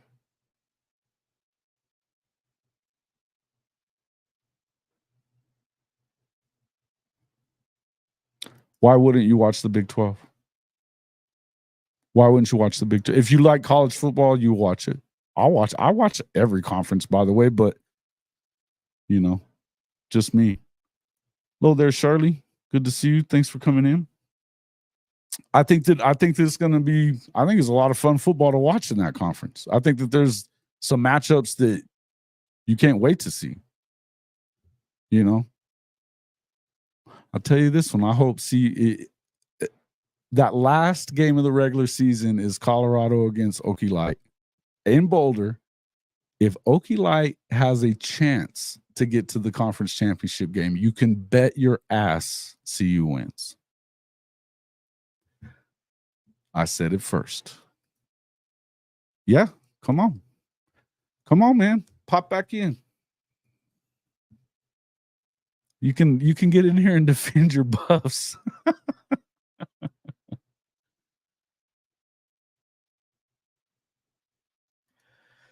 BYU and Oklahoma State? No, not necessarily. I don't, but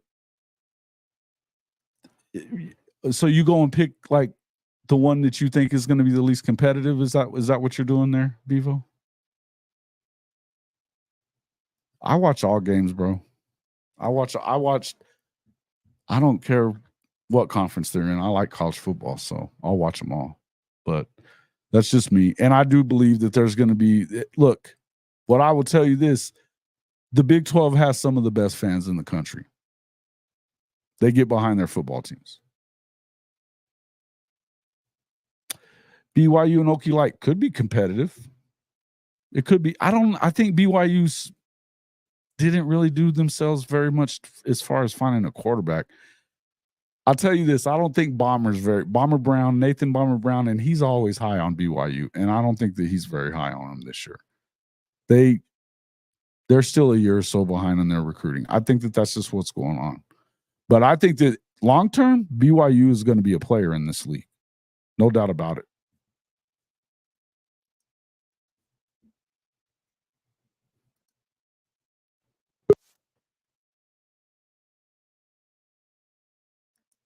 Hold on.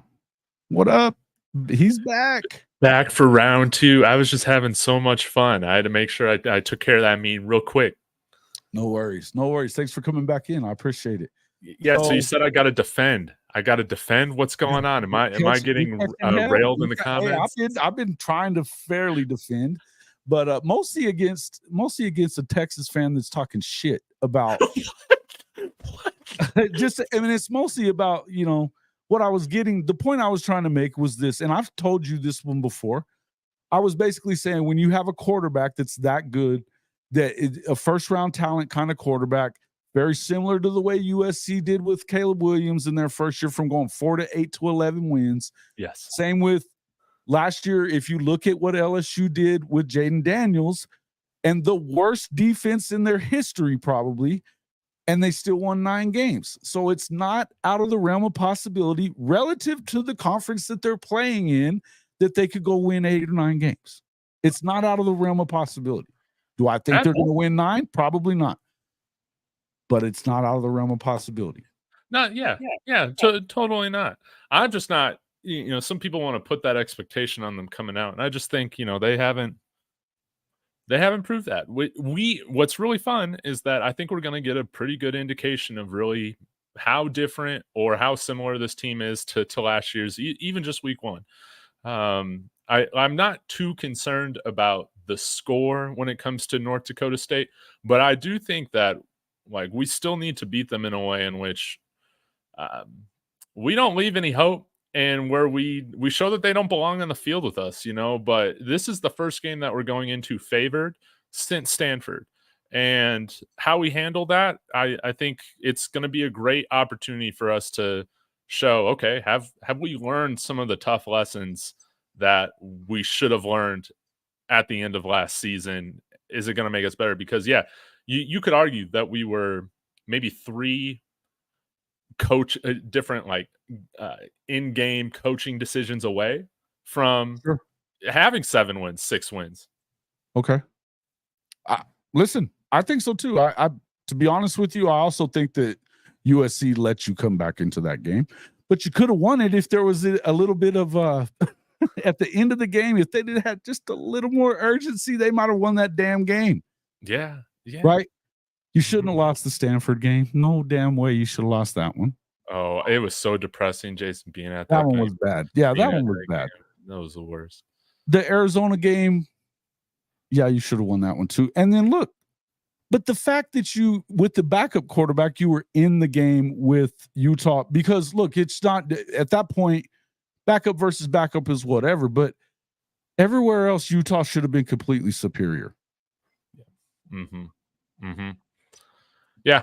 And you got a little glimpse of what Pat Shurmur kind of wants to do with this offense, I think, and I think, again, we'll see.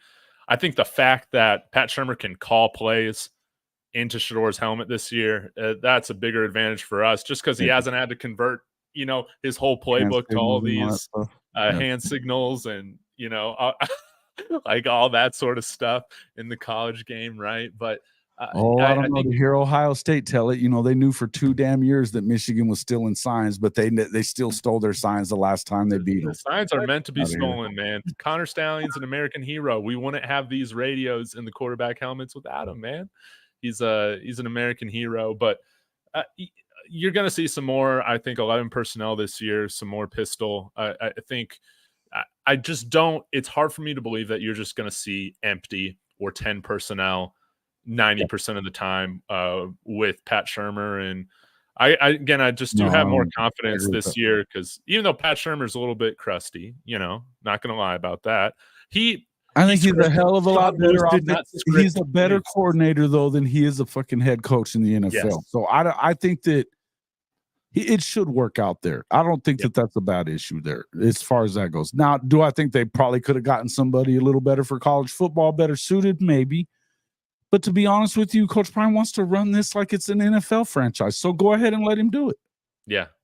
He wants NFL guys in here. And what I do appreciate is that he doesn't waffle on his conviction or his strategy. Like, he has built this team the way that he's wanted. He's assembled a staff, to that vision. So it's it's going to be fun to see how this looks in year 2. I'm expecting another step.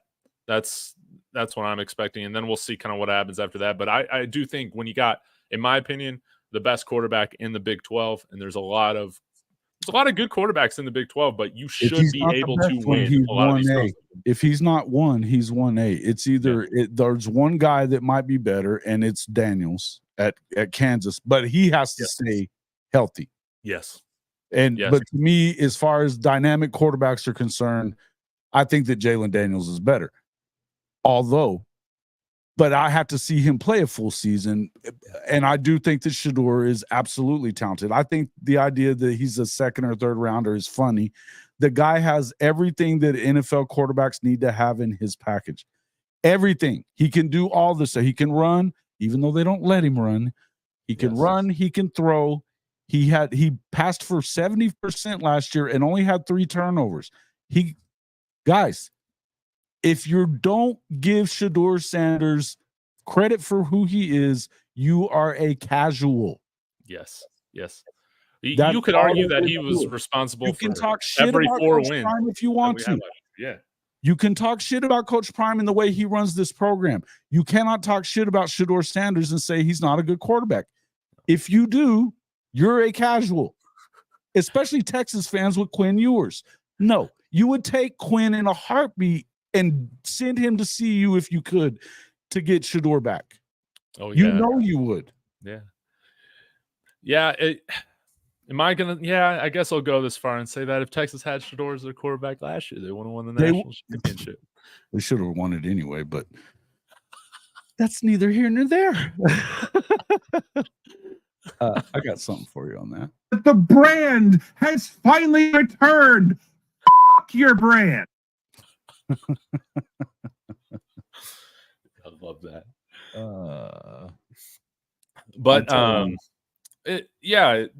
Do you have like an official prediction, Jason? Would I take Arnold? Would I take Shedeur today over Jackson Arnold? Yeah. Yeah, I would. We're talking right now this year, Jackson being a first-time starter, Shedeur having 3 years of starting experience under his belt already, and he's been good all 3 years. Give him a defense. Watch out, man. Yeah, I'd take him. And you know damn good and well you would too. You're silly talking if you don't say that. And I'm not telling you that I want them to go get him, and I'm fine with Jackson Arnold, but I'm telling you, if we're being real about it, if he's not the best quarterback in the country, he's damn sure one of them.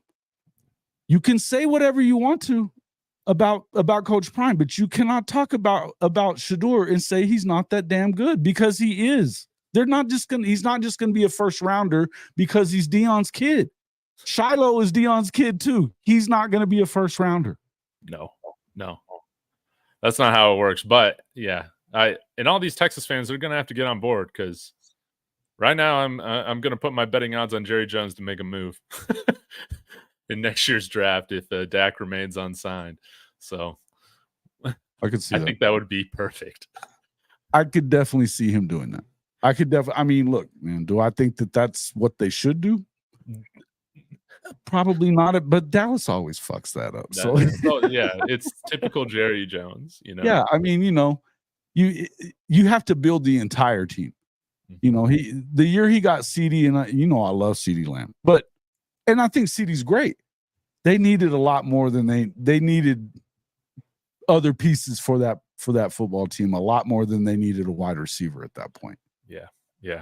They just did. I don't agree with this. Neilio, come on, man. You gotta all right. Again, I would tell you that I'm not picking them to win. I didn't give you I've got them at, I'll say 7-5. Oh, that's right. They'll go 7-5. I said anywhere from 6-6 to 8-4. Yeah. I'll say 7-5. I could see them as winning as many, maybe 9, but I think that a lot of things went really well. Yeah. In that case, you stay healthy, and a lot of people have to stay healthy. I think you have to catch a break here and there. You certainly need to have I would hope that Coach Prime's on the same page with the offensive coordinator. I'm not sure that I'm ready to blame all that shit on Sean Lewis last year either. I would tell you that they obviously weren't on the same page though. Yeah, right? Yeah. Oh, totally different. And yeah. And yeah, I mean, I think I don't think Sean Lewis and Coach Prime really had that respect. I don't think they did either. I don't think they did either. I think it was probably a bad hire on his part. And not because I don't think Sean's good, because I think Sean's very good. I think that he's one of the better offensive minds in the country in college football. So, but I would also say that I just don't think it was a very good fit for for that team. And again, it's just hard to get or blame too much on the play calling when your line just can't block for 90% of the plays that you're calling. Like that's sure. It was so frustrating looking at some of these design run plays that we had, and like they're opening up fine, but you have a 280-pound guard like that is just getting blown up every play. Like well, we were talking about Dylan Edwards. I don't know how much and Chris was saying, well, he's not going to run it up the middle. Well, but that's not what they were really doing. I mean, I don't really see them turning into a 3 yards in a cloud of dust football team today either. So, we just got guys that are 40 pounds bigger now in the at those guard positions. So that gives me hope. Good news. It's kind of weird because I felt better about our tackle situation last year than the interior line. This year, it's a bit flipped. I feel much better about the interior than I do where we're at with tackle. We'll see how that goes. Is altitude still an advantage? This is a good question, Benji, because I think we saw some of this last year doing some of the no huddle, the up tempo stuff. That works. I think we've all seen that works when you have, a defense kind of worth a damn. It kind of backfired on us quite a bit. It can hurt you a little bit. It can hurt you a little bit because you're doing that and you're running your defense ragged too. Yeah. So what I'm hoping for this year actually is I don't really want to see a lot of up tempo. I would rather us focus on time of possession, ball control, like that more pro style stuff. Because I think to get the most out of this defense, you have to have them rested. You just have to. Yeah. Absolutely. Well, and it's the same thing we've talked about a lot about Oklahoma. And if they were to first off, I don't think they take a big step back on offense. And the last thing I'm worried about at Oklahoma is offense. In order to win, though, in order to be in the SEC, you have to be a better defense. You have to play well in the trenches. You got to start with defense to win it. There's no two ways around it. That's clear. To win the national championship, you have to start with defense. In order to do that, sometimes you need to be complementary. Totally. And so if you have a bunch of 3 and outs, that doesn't help. Or sometimes if you're a quick strike team that you score on the first or second play of the drive, that can hurt your defense as well. So if Oklahoma was to take a step back as far as they don't have to average 500 yards and 50 points or 40 points or whatever it is, you don't have to do that. You could average 300 or 400 yards and 30 points and 35 points, something like that, and still it's about when you score and about doing it at the right times, Mm-hmm. Being able to score quick isn't the same as having to either. You know what I mean? Correct. So complementary football is the name of the game. We know that. I think there's got to be some kind of a balance between, and I think Oklahoma's still going to be a tempo team. So it's not going to completely slow down. But in the end, you have to help out your defense a little bit, man. Mm-hmm. Be on the field for a little while. Give them some time to breathe. That's a good question I got for you, Jason, is that do you see just the offensive philosophy changing a bit with going to the SEC compared to being in the Big 12? It's the same set. But I think you're going to see a lot more running. And they've built this running back room there's a lot of talent in there. With Taylor Tatum, I think that he's a true freshman, but I don't think you're going to be able to keep him off the field. And they've got with Gavin Sawchuk, he's a stud, man. He's a stud. If he can stay healthy and Javonte can stay healthy, you've got a three-headed monster that can do a lot of things. I would say, I would tell you that I know that they're very, it's important to them, and the players are talking about this right now, that we run the football a lot more. Yeah. So, and I mean, I think you really need to do that anyway, especially if you are concerned about the offensive line in any way. You need to run the ball because you need to make sure that you are letting the clock run a little bit, and you're not putting your quarterback in a bunch of danger. Now, I would tell you that we're not worried about the offensive line as much as everybody thinks they are, but that's just me. But I'm not gonna get into all that shit today. But I would tell you, yes, they're gonna. I think that in today's offenses, and I would tell you that Lincoln Riley proved while he was at Oklahoma that you can run an air raid offense and run the ball very well. Mm-hmm. He seemed to forget that last year. But when he was at his best, they were running the ball downhill. That yes, they had good quarterbacks, and yes, they had good receivers, but they were running the ball downhill. Yeah. You got guys like Ramondre Stevenson. I mean, they had studs that ran the football in that offense. Mixon and P. Ryan. I mean, you know, we could go with a list here. They could run the football. So you got to be able to do that and not get too crazy with just blowing up. You know, I'm good with it. Go run the ball a little bit, sustain a couple of drives here and there. If you could even have a drive or two less per half, that's probably all the slowing down that you got to do. Yeah. And yeah, that's probably what you want to do with a first-time starter, especially. I mean, that sure. Not put too much on him. But I know a lot of people are.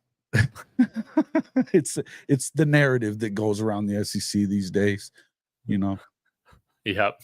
One of the narratives that goes around the SEC these days. They like to talk about it, but I think it's overblown. I think it's a lot of hopium from a lot of the mid-level SEC programs that suck ass, like Texas. But I got a question for you, Jason. Yeah.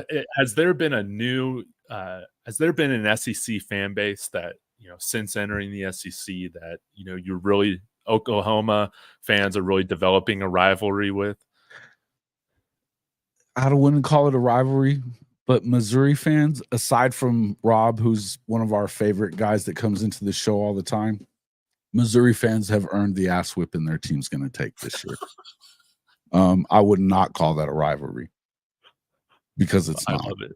But yeah, I'll tell you this: you get a lot more talk out of the teams that don't win the SEC. You know, Yeah. Tennessee, Auburn. or Ole Miss, or yes, Missouri. Yeah, you know, it just is what it is. Yeah, that makes sense. But you don't hear it from Georgia fans. Coach I and them ain't sitting there talking a bunch of shit. They may not be saying that Oklahoma's going to beat them. They've got respect though. Alabama fans, for the most part, don't do a bunch of that crap. Some LSU fans do, but most of the LSU fans that I've dealt with, not as much either. Right? Yeah, I think that some of their media and content creator guys try to stir it up a little bit. Yeah. What about are you excited about playing the team that I hate the most, more than even Nebraska, Texas A&M? Man, are you excited to be playing the Aggies again? That is one of the weirdest. It'll be 2 years before we do. It'll be 2 years real? before we do. Yeah, they're not switching this schedule around after the first year. It's going to go to 9 games. It was a very lazy job, but what they're trying to do is get some more money out of the SEC to have that 9th game.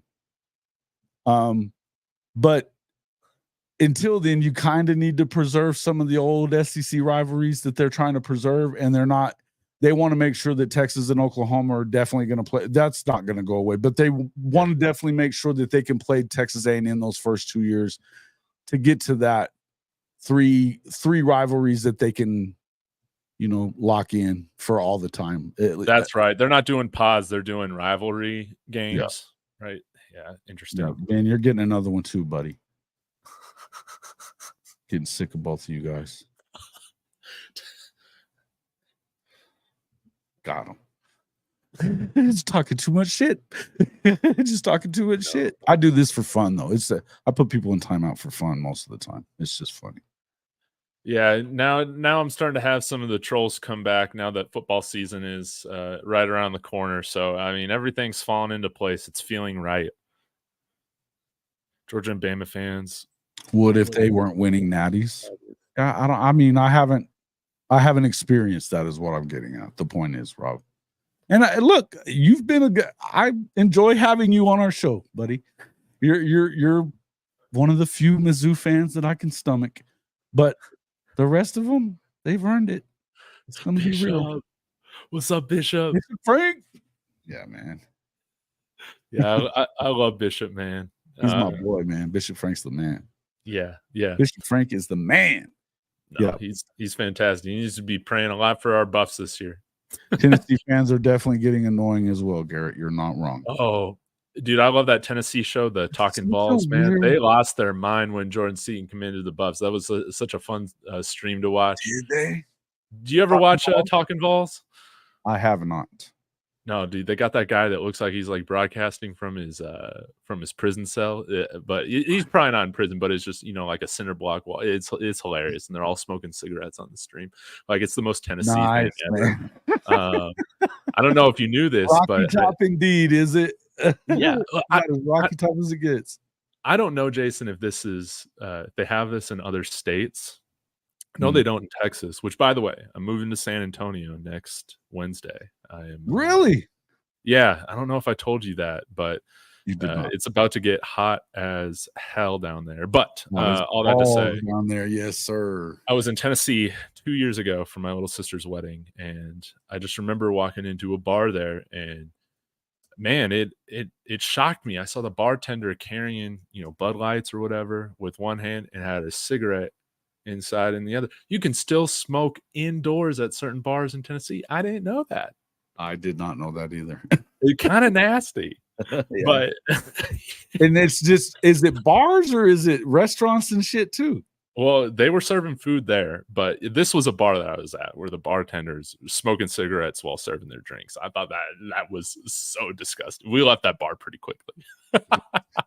Yeah. It's a little different, right? It's a little different. I mean, in Vegas, you can still smoke in casinos and bars and stuff like that too. But bars, right? Yeah. Of course, at casinos, they ventilate the shit out of everything anyway. Yes. So it is what it is. Yeah. Yeah. It doesn't bother me too much in Vegas, but yeah, that was weird. Anyways, talking Vols. Why am I moving? Just to be closer to family. I guess that's all I can say. But I didn't realize so I thought they were living in Dallas, most of your family. Most of them live in San Antonio area now?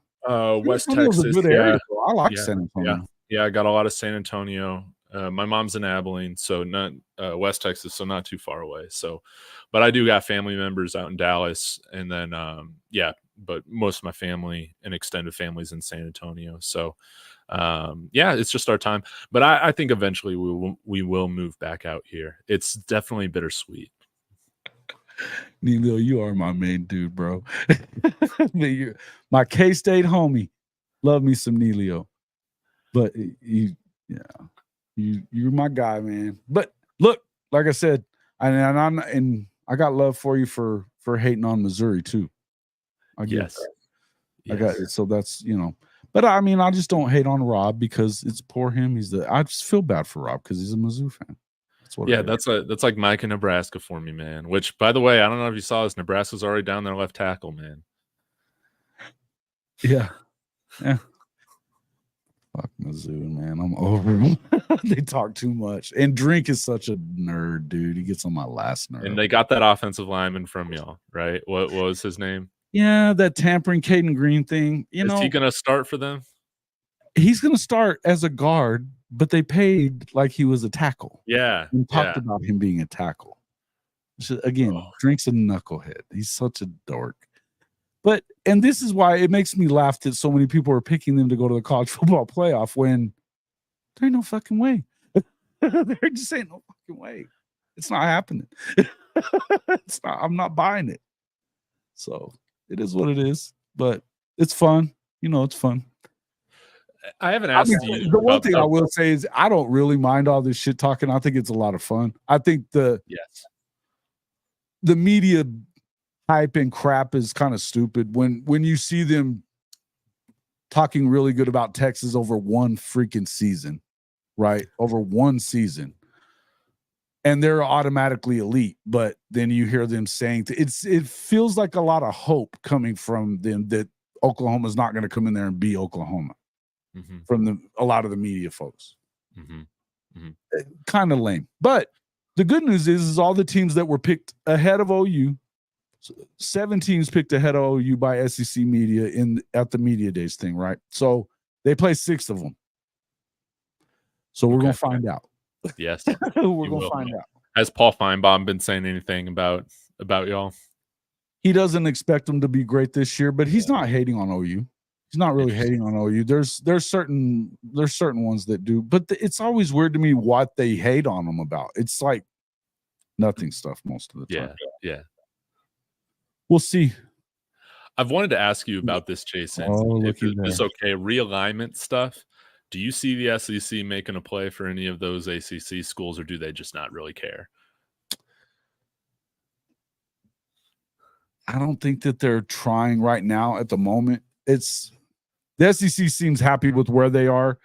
When it's time to make a move, I think they've made it pretty clear that they would rather have Carolina and Virginia than Clemson and FSU. Yeah, who's this Fravel Edits guy? Yeah, I think that they. Yeah, we hear a lot of that stuff, but Oklahoma sucks. They got beat by Kansas last year in Okie State. Arnold isn't it. Man, it sounds just like Colorado stuff. it's similar. Yeah, you hear that stuff. But here's the thing that, again, what did we say earlier? That, context or, have a little bit of nuance add some nuance to the conversation. First of all, the Oklahoma State game, if you're talking about anything but the officiating, you can kiss my ass. Kansas is not Kansas as we know them anymore. And you're going to find that out in the Big 12 this year. If they keep Jalen Daniels upright, they're hard out. Lance Leipold is one of the best coaches in the country. Forget the Big 12, in the freaking country. And my question is if they're able to keep him healthy, do you see Lance Leipold leaving for another job? I think he's a Midwest guy. I think he probably takes the job like Penn State, maybe. Yeah, Penn State's a great one. If something were to happen, if they finally decide to pull the plug on James Franklin, I think that's. I could see him maybe getting the Michigan job if Sharon doesn't work out there. I think that he's perfect for that kind of job. He didn't take the Aggie job. Smartest thing you could have done, right? Yeah. Why take Washington in that situation? I don't know that. I mean, I don't know that Washington's ever going to be. It might work out for him, but I don't see him as being a West Coast guy. You know what I mean? I just don't see that. Yeah. What are we saying? Yeah, I'm just busting your chops, Rob. I'm just busting your chops, bro. It is what it is. Norman's a classic college town. If you haven't been to the game, you don't know the power of OU. Yeah, it's different, man. It's definitely different.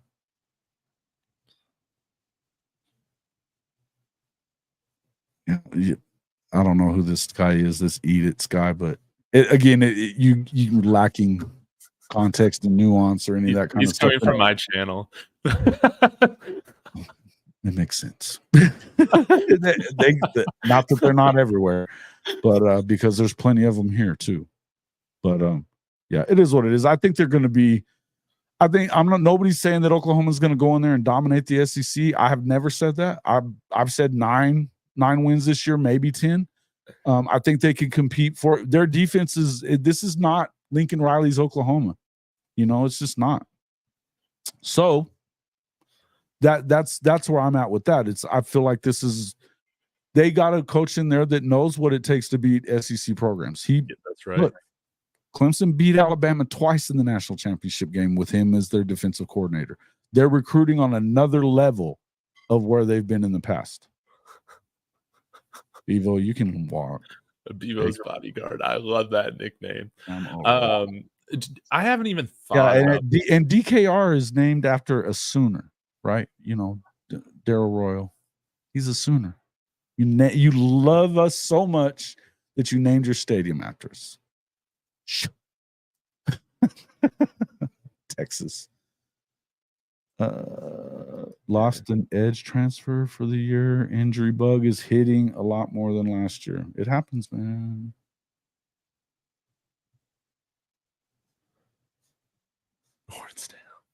Horns down. Do you But the brand has finally returned. Your brand. I got to throw that in every once in a while, or it's just not a fun show. 14 big change. He wasn't the head coach at Oklahoma, buddy. He worked for a good head coach, though. Again, since integration, Oklahoma owns Texas. It's just all there is. It's just all there is to it. Will y'all still be playing the game at the Cotton Bowl? Yeah, Okay, that's not going that's away. good. Yeah, that's not going away. They're doing some upgrades to it, thankfully, I think, but it'll never. If they ever decide to take it away from the Cotton Bowl, it'll go to home and home because they're not going to do it at Jerry World. They could have already done that. They're keeping it at the Cotton Bowl, which is a great tradition. I love the Cotton Bowl. Great, fun stuff. If you've ever been to that game, you get it. I want to go watch it on television and see that it's just unreal, right? Yeah. It's just it cuts them at the 50. Half, it's half and half on that stadium. It's unreal, man. It's fucking unreal. And you can see where it splits, the crimson and the burnt orange. Unbelievable. I need to go. And then you can leave. You can leave to go to the fair, right? At halftime. You can do that. You can. Yeah. And this year they're actually going to do it at what? They're going to do a later game. So it'll be in the afternoon. Now the Cotton Bowl, where the fair is at, you don't want to be there after dark. So they're never going to make it into a night game there. So hot. It is so hot. I would like that part. I would love that part that if it was a night game because of how damn hot it is. I know. But the morning games suck. And that's part of the reason that Oklahoma and Texas both wanted to get the fuck out of the Big 12 is because of all these noon games. The big noon shit just and Fox is dead set on putting their best games on at noon. So you're going to be on there a lot every year. 10 a.m. Mountain Time. Yeah, no, and that's rough. That's rough. But I will always take that over a 9 p.m. kickoff every single time. Not a fan of the late night, the Pac-12 after dark stuff. I was 10 years ago. I just can't, maybe. I think you're gonna see some more of that though, because now the Pac-12's not there. I think it's gonna happen. I know. Hey, by the way, have you seen this strange contingency on Twitter where there's these Oregon State fans that are just adamant that they're going to be added to the sorry. I do. I have seen no Pullman, no I do think that Corvallis. No. I think that does suck a little bit. But man, I gotta tell you, man, Pac-12 fans kind of lost me last year. They lost me over the last couple of years. Utah fans included. Good Lord. Utah fans most included. They didn't even want to be in this conference. And here they are. Out of control. I can't wait for the Holy I'm a huge Coach. I am a Coach Witt guy. I think he is that dude. I can't stand a lot of. I like the Wild Ute. He's always on with Big 12. Yeah, Wild Ute. I like Wild Ute. He's my boy. There's a lot of Utah fans that can kiss my ass. I don't like them, they have not endeared themselves well. They definitely come in being the heel. I think that probably works. I think that's good for everybody. But I think that, man, Arizona State kind of same. You know what I mean? Arizona fans weren't really like that as much. I know, but there was Colorado fans being like that too, by the way. There was a lot of Colorado fans. I still think we will be the most hated. If there isn't a fan base in the Big 12 that hates us yet, they will hear very soon. We are a very obnoxious, very loud fan base, and you very rarely do you find people that feel indifferently about us right now, which is always nice. Yeah. Yeah. Look, I mean, I think there's going to be a level of there's going to be a lot of hate going towards. That's one thing. It's definitely a polarizing program. Yes. Right now in Boulder. There's nothing really wrong with that either. No. You know what I mean? Because I like all the flash. I like feeling like the Miami Hurricanes, but we got to start winning like those old school. Hey, you're gonna have to win. Yeah, well, right now you are winning like Miami. But I got a bet with Coach Hayes this year on yeah. I like Coach Hayes. He's a trip, dude. He's a good. I like his show. I think we'll be getting together quite a bit during the season, but yeah, it's a fun bet. It's just straight up who will have the best record, Miami or Colorado. And so if Colorado does, Coach Hayes got to do a show with me with a CU helmet on. And if Miami has the better record, then I got to come on his show with the Miami Hurricane, be a Miami Hurricanes fanboy. It should be a fun little show. I think that'll be fun. I think they'll finish with similar records. That's just me. Listen, I think that Miami's not. You got to prove the shit first, brother. You know what I mean? You got to prove the shit first. It's been 20 years. Yeah. I gotta know that Mario Cristobal can take a fucking knee when you got to win. You know, that's all I gotta say. You know, but Shotty will tell you he's. I don't know why Shotty's in love with Miami lately, but he is. They're getting better every year. It's relative. It's relative. Cam Ward's a fun quarterback. Like I think they got lucky with JU that saying just tells me they better win 10 games because they don't even have the toughest schedule over there, and I don't see them winning 10 games. No, I don't. I just don't. We know that Mario can recruit though. But okay, so they went 7-5 last year. If they go 7-5, 8-4 this year, you think they keep Cristobal or do they fire him? I think it starts burning up his seat if they lose in the swamp week 1. Yeah. Yeah. Even though I think you got to be in the swamp week 1. I don't think Florida's as bad as everybody else thinks they are. But I could be wrong about that. But that being said, I don't think they're as bad as everybody thinks they are. And the swamp is one of the hardest places there is to play. And particularly week 1, everybody is going to be there. It's Miami. They're going to be there. They have a tough schedule. But yes, I think you lose that game. You start off on the bad foot. It's going to get very important for them to go and play for the ACC championship after that. If they lose that game, he better freaking win a lot of games. You win 9 games, they're probably not going to fire you. But I think his leash is definitely shorter. That's just my belief in it. I mean, the guy has to show that he can win. And we know that Miami's got a quick trigger. Yeah, impatient fan base. Absolutely. Impatient boosters that are in charge of this shit. You know what I mean? Spit what do you got going on there? You just spit? Yeah. That was crazy. That's never happened before. It's like, what the hell is that? On the damn thing. It's awesome. Miami schedule's way easier than CU's. Yeah, we still got like 5 ranked programs. I do think we have an easier schedule than last year, but it's not by much. You think you have an easier schedule than whose? Than CU did last year. Yeah. At least the top end teams. I feel like we're not playing in Oregon this year. We're playing some very good teams, but I don't think we have an Oregon on the schedule. No, you don't. No. You don't. Which, by the way, I'm still adamant that Dylan Gabriel's going to end up a Heisman finalist. Am I crazy? No. I think that the way that they do things there, and I don't think that for everybody that's talking about that the West Coast teams aren't going to be able to deal with like the power programs, and the way that they do things in the Big Ten, as I was saying a little earlier, that that Nebraska finishing 11th in the country on defense doesn't matter as much in view of the fact that there's no dynamic offenses except for Ohio State really in the Big Ten until now. Mm-hmm.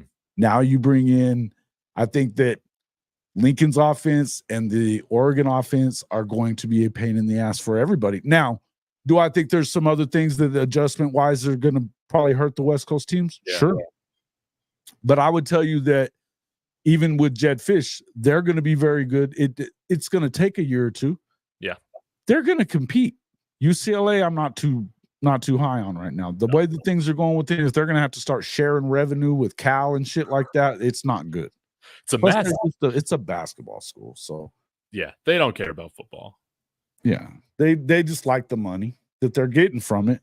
But I think that overall, and that's what this really was a money grab when you start looking at it, you know. In the end, I would tell you that I think that there's some things that I don't think much of the Big Ten anyway. I never really have. I think that Ohio State and Michigan are pretty good. Yeah. I think that, you know.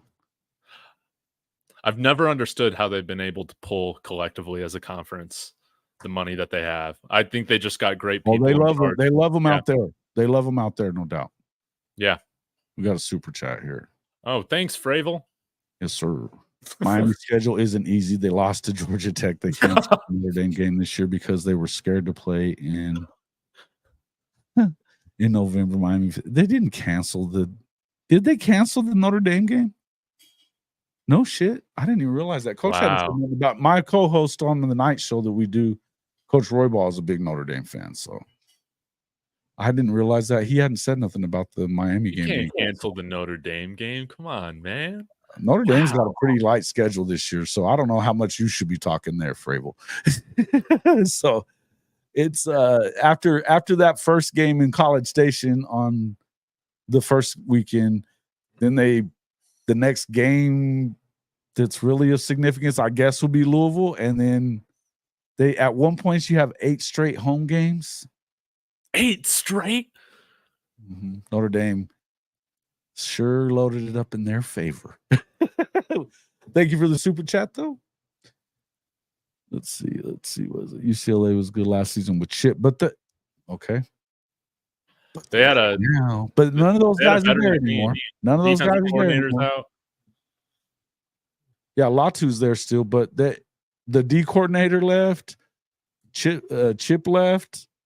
I guess the other better players that were on that UCLA defense are gone too. There's their quarterback now. Dante is gone to Oregon. Yeah, they're screwed. Yeah. UCLA's in trouble. Do you think that DC saves Lincoln Riley another year? And he may give him another year, but I'll tell you this much. Jen Cohen does not owe him shit. She didn't hire him. No. She don't mind firing him, and they got plenty of money out there to pay him off. If she really believes, I will tell you this. I think Jen Cohen's one of the better athletic directors in the country. She's not going to mess around with it. If she doesn't believe that they can win with him and that it's going to change, and here's why I think that it won't, is because why in the hell are you so heavy in Georgia right now when you're not winning Crenshaw High School?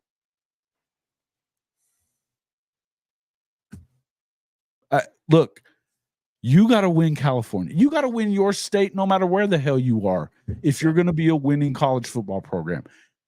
The entire high school state, the state of California seems to be pissed off at Lincoln Riley the same way that Oklahoma high school coaches were when he was there. He doesn't pay the right amount of attention to the in-state kids. I'm going to tell you that the reason Oklahoma State got as good as they did was on Lincoln's watch. He was not recruiting them.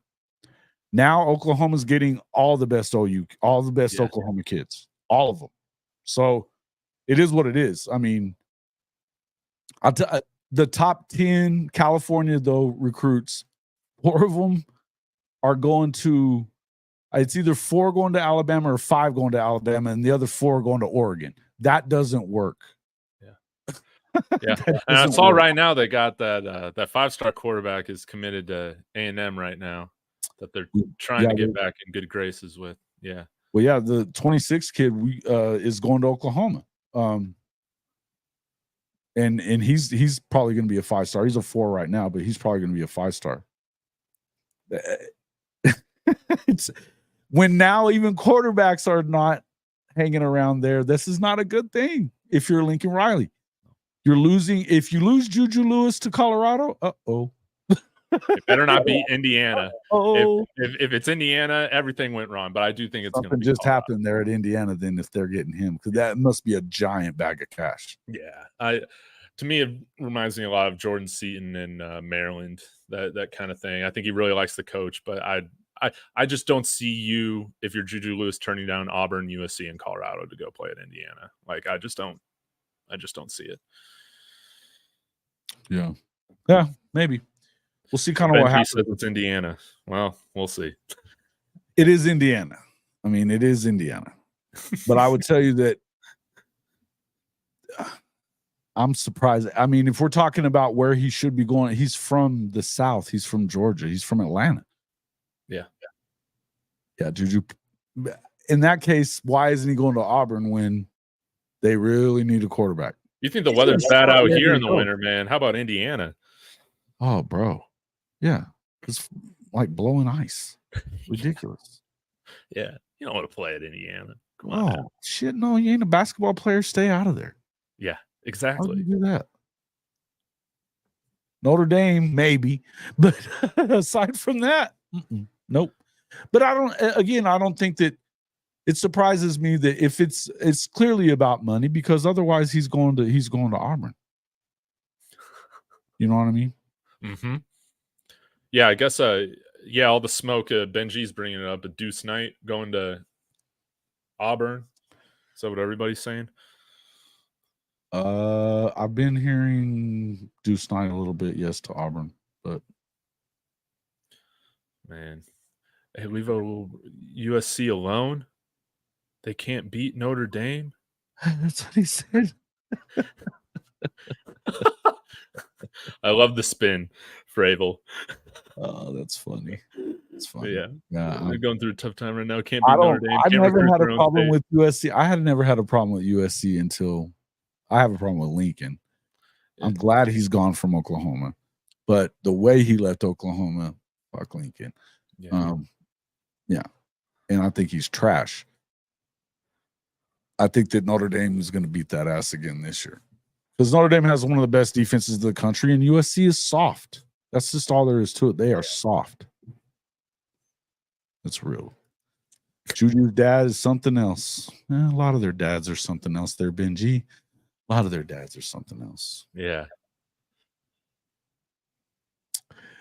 No, you won't be saying that for very long, though.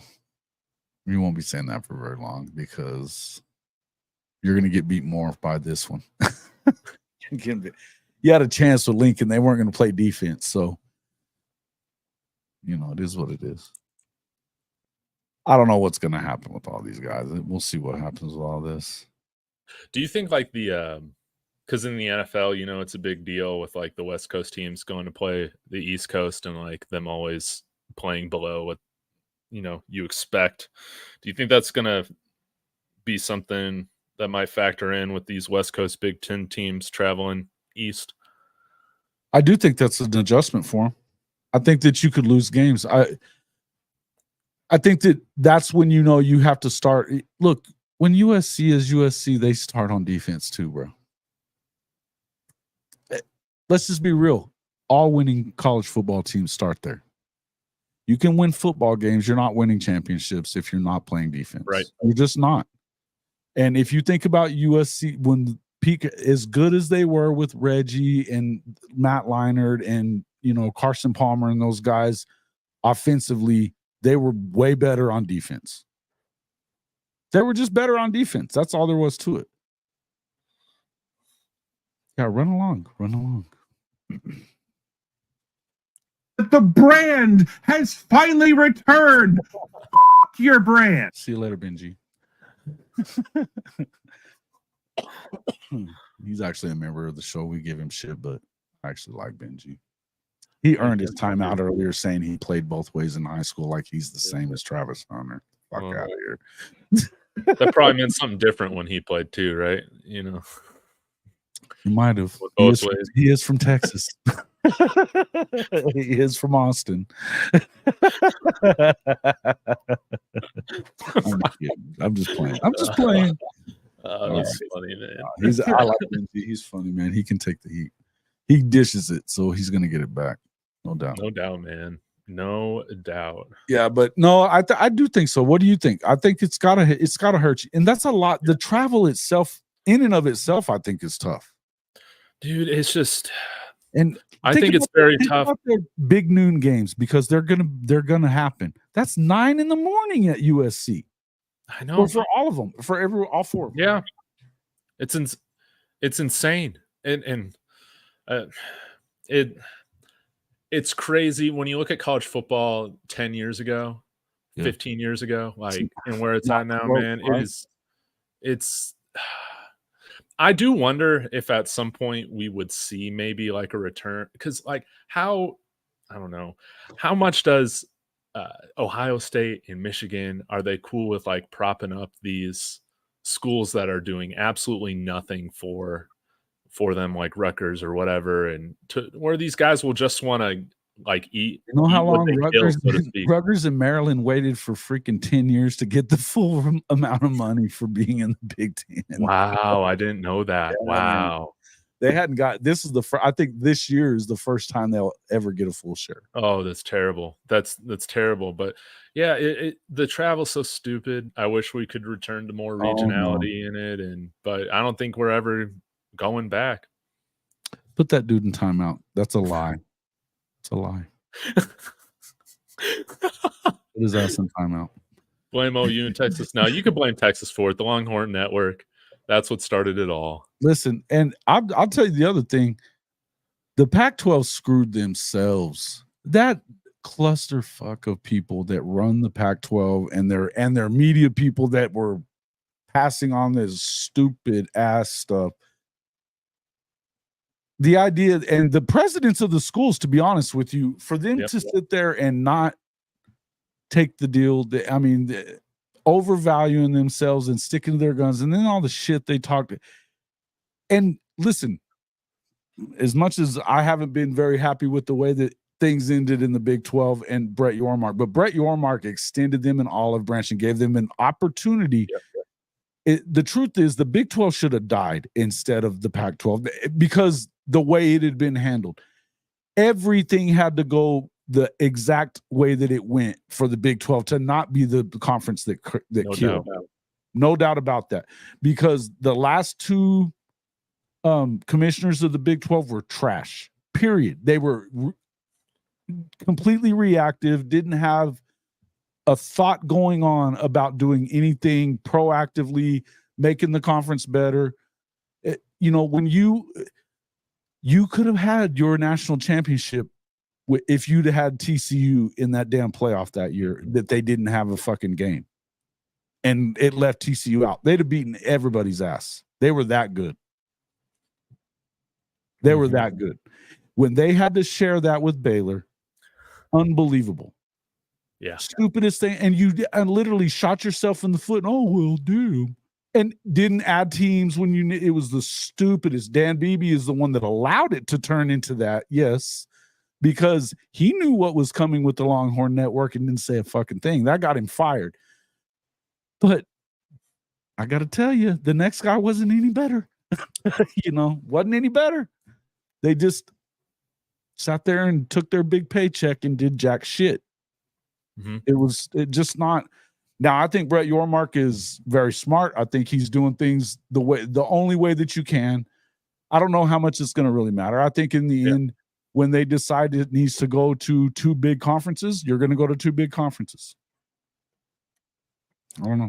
Which in that case, then it turns into some kind of a pod system or whatever the hell it is, and you play probably like the old system, where it's more regional teams, Pac and the Big 8 and Southwest Conference. It's going to probably turn back to the way it was. The more things change, the more they turn the same as they once were. I think at some point that's going to happen. But I also think that you can't just. I think Neilio's probably said this as well as anybody. When you are only led by just money, it's going to fuck you in the end. At some point, it has to be about something more than just money. Do you think the Big 12 will end up taking on private equity? Or how do you feel about that? The Big 10 or the Big 12? Or the Big 12, yeah. Big 12, yeah, I think they have to. Yeah. It's going to be interesting, man, to see like what they try to do. Behind. You can do 10 million. You can do 10 million, 15 million behind. You can't do 30 and 40. You can't. No. Because here's the deal. What people are they're saying right now it's 22 million on this salary or whatever that they're giving. That's at 10%. And that's assuming that everybody that's at or whatever that, I guess it's 20%. 20%. That's assuming that everybody makes 100 million in revenue. Mm-hmm. That's not what Big Ten and SEC schools are making. Yeah. It's not. And it's sure as shit not going to be once the revenue jumps now, because it's going to jump huge. And the Big 12 and the ACC were forced to take a small, Notre Dame doesn't have to take, coach says it all the time, we're not going to go anywhere until they make us, and they gave them 1% of the playoff. 1% of $1 billion. That's freaking like, well, 1% would be, it's like 100 million of 100 million per year. So it's a mil. It's 10 extra, million. Yeah, of 100 million, it's like whatever it is. It's $10 million. Yeah, it's $1 billion a year, and it is $1 billion a year. So it's 1% of that, which means that they're getting 10. They're getting an extra 10. They're already getting 65 from NBC, so they're right there with the SEC. It'll continue to go up for them. Then Notre Dame's not left out of shit. People hate that, but they're not going to get left out of shit. Yeah, because they don't have to. Would the Big Ten love to have Notre Dame? Now they would. Yeah, now they would. So would the SEC. It's Notre Dame. It's a brand. The brand says that you. That's why I've been telling people in here that they're saying, well, because that schedule sucks, 10-2 may not get them in. Bullshit. 10-2 gets Notre Dame in the dance. You bet your ass it will. The brand, the view, all that sort of stuff. It all matters. Ratings. It's money. Right now it's driven by money. Yes. That's all there is to it. Until people stop watching it for the way it is, which isn't happening. Not right now anyway. Until that happens, it's going to continue, and it's only going to get bigger and more money. And so, to me, there's no way that they leave a 10-2 Notre Dame. I don't give a shit how crappy their schedule is. If they're 10-2, they're going to be in the tournament. Period. Plain and simple. The one thing they need to get rid of is that G5 spot, that guaranteed Absolutely. G5 what spot, good does that do anybody? What are we doing? I don't know what good it does the G5 people. I know. I don't think it does that. What, to go get rolled? What it's for? A totally different game. You're going to be the last place team going to probably the 5 seed, which Notre Dame, that's the spot they want Notre Dame to get every year. And so it means that you go to their place and freeze your ass off and get drugged by 60. Bad deal. Oh, man. Then you get rid of it. So the Cinderella story is nice, but that's for non-conference parts of the schedule.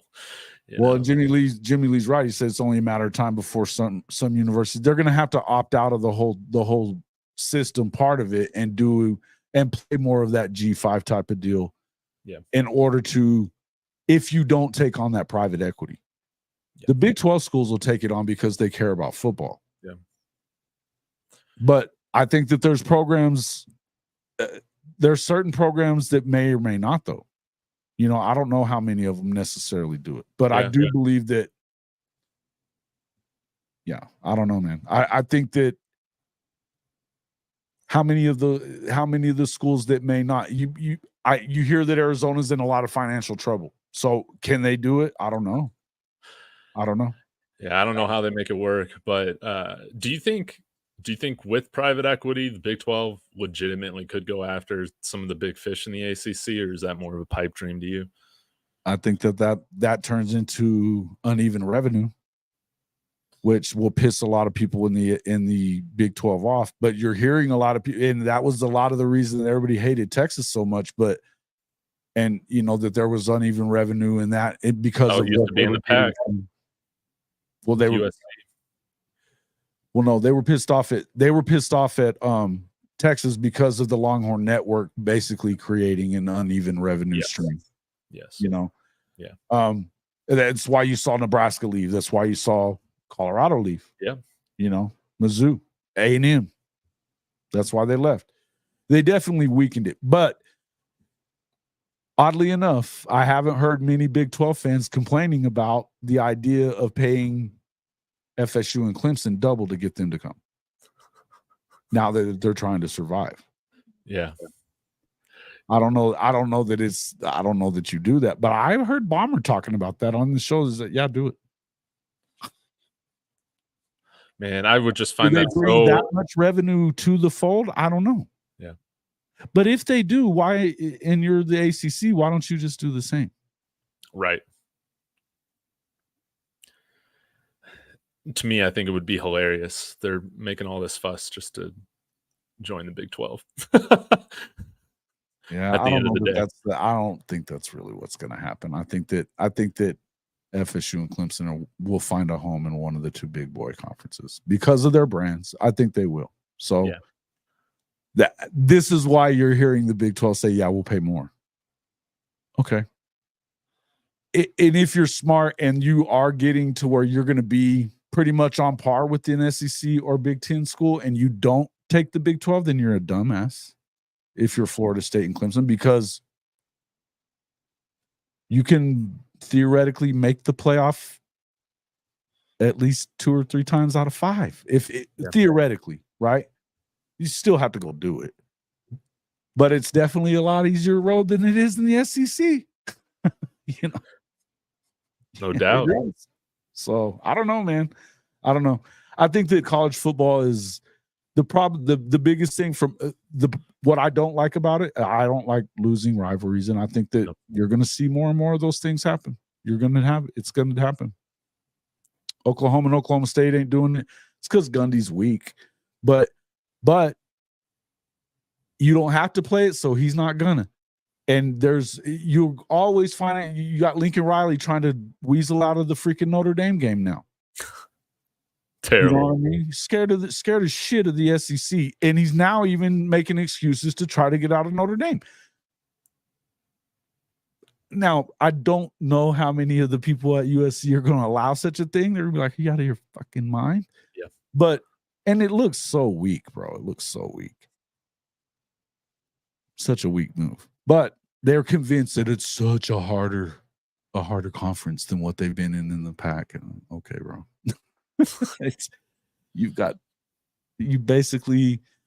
You added 2 tough schools to the mix, but you got rid of Utah on your schedule already, and they were kicking your ass every year. And then, Oregon State was good. Yeah. Yeah, I mean, I don't know, man. It's 6 in one hand, half a dozen in the other. But the travel is what it is on that deal. I don't know how you. Again, USC killed all of that. Those conferences were going to stay together until SC and UCLA left. Yeah. So yes, it is what it is. What's up, You Todd? think they're actually for? I don't think they're for that, bro. No. Yeah, we will pay more. We need private equity fast. Anybody else see a problem there? Oh, I think it's a problem. I'm not saying that it's a good idea. I'm telling you that right now, this is where this inequity has this lust for that. And I think ESPN, look, you got to blame a lot of this on the networks, because that's a lot of what it is. It's turned into, it's a huge money grab. And not to mention the conferences, man, they love their blood money. They love it. They love it. They love it. They've sold their soul for this money, for the playoff money, and they want their check. But It's certainly not the same as it'll never be the same again. And I don't know if that's a good thing or not. As long as people continue watching it, they can turn it into the NFL. They don't give a shit. You're going to lose a certain segment of the fan bases, but I don't know that you lose enough of it. Because to be honest with you, most people are casual anyway. They watch whenever their teams are good, or you know what I mean, or because it's on. But they're not. Not everybody's like us that we follow everybody everywhere. You know what I mean? We pay attention, but I don't know that it. I mean, the money's the money, but it is kind of a Ponzi scheme. That's fairly wrong. It'll be entertaining either way. It'll be fun. However it goes, it'll be fun to watch. Well, doesn't provide anything to them anymore. Yeah, it provides them an ass whipping is what it is, and they're worried about that. They're listening to their weak sauce ass coach. I look, right now they are in defense mode. I'll tell you that. This is not what I've ever thought of USC, and I'm not saying I was ever a huge fan of USC or anything like that. I just didn't. I respected them. I have very little respect for this program right now. I'm a fan of USCJ. He's my boy. Yeah. Lincoln has turned them. Stocks going down. Turn them year soft. after year. Yes.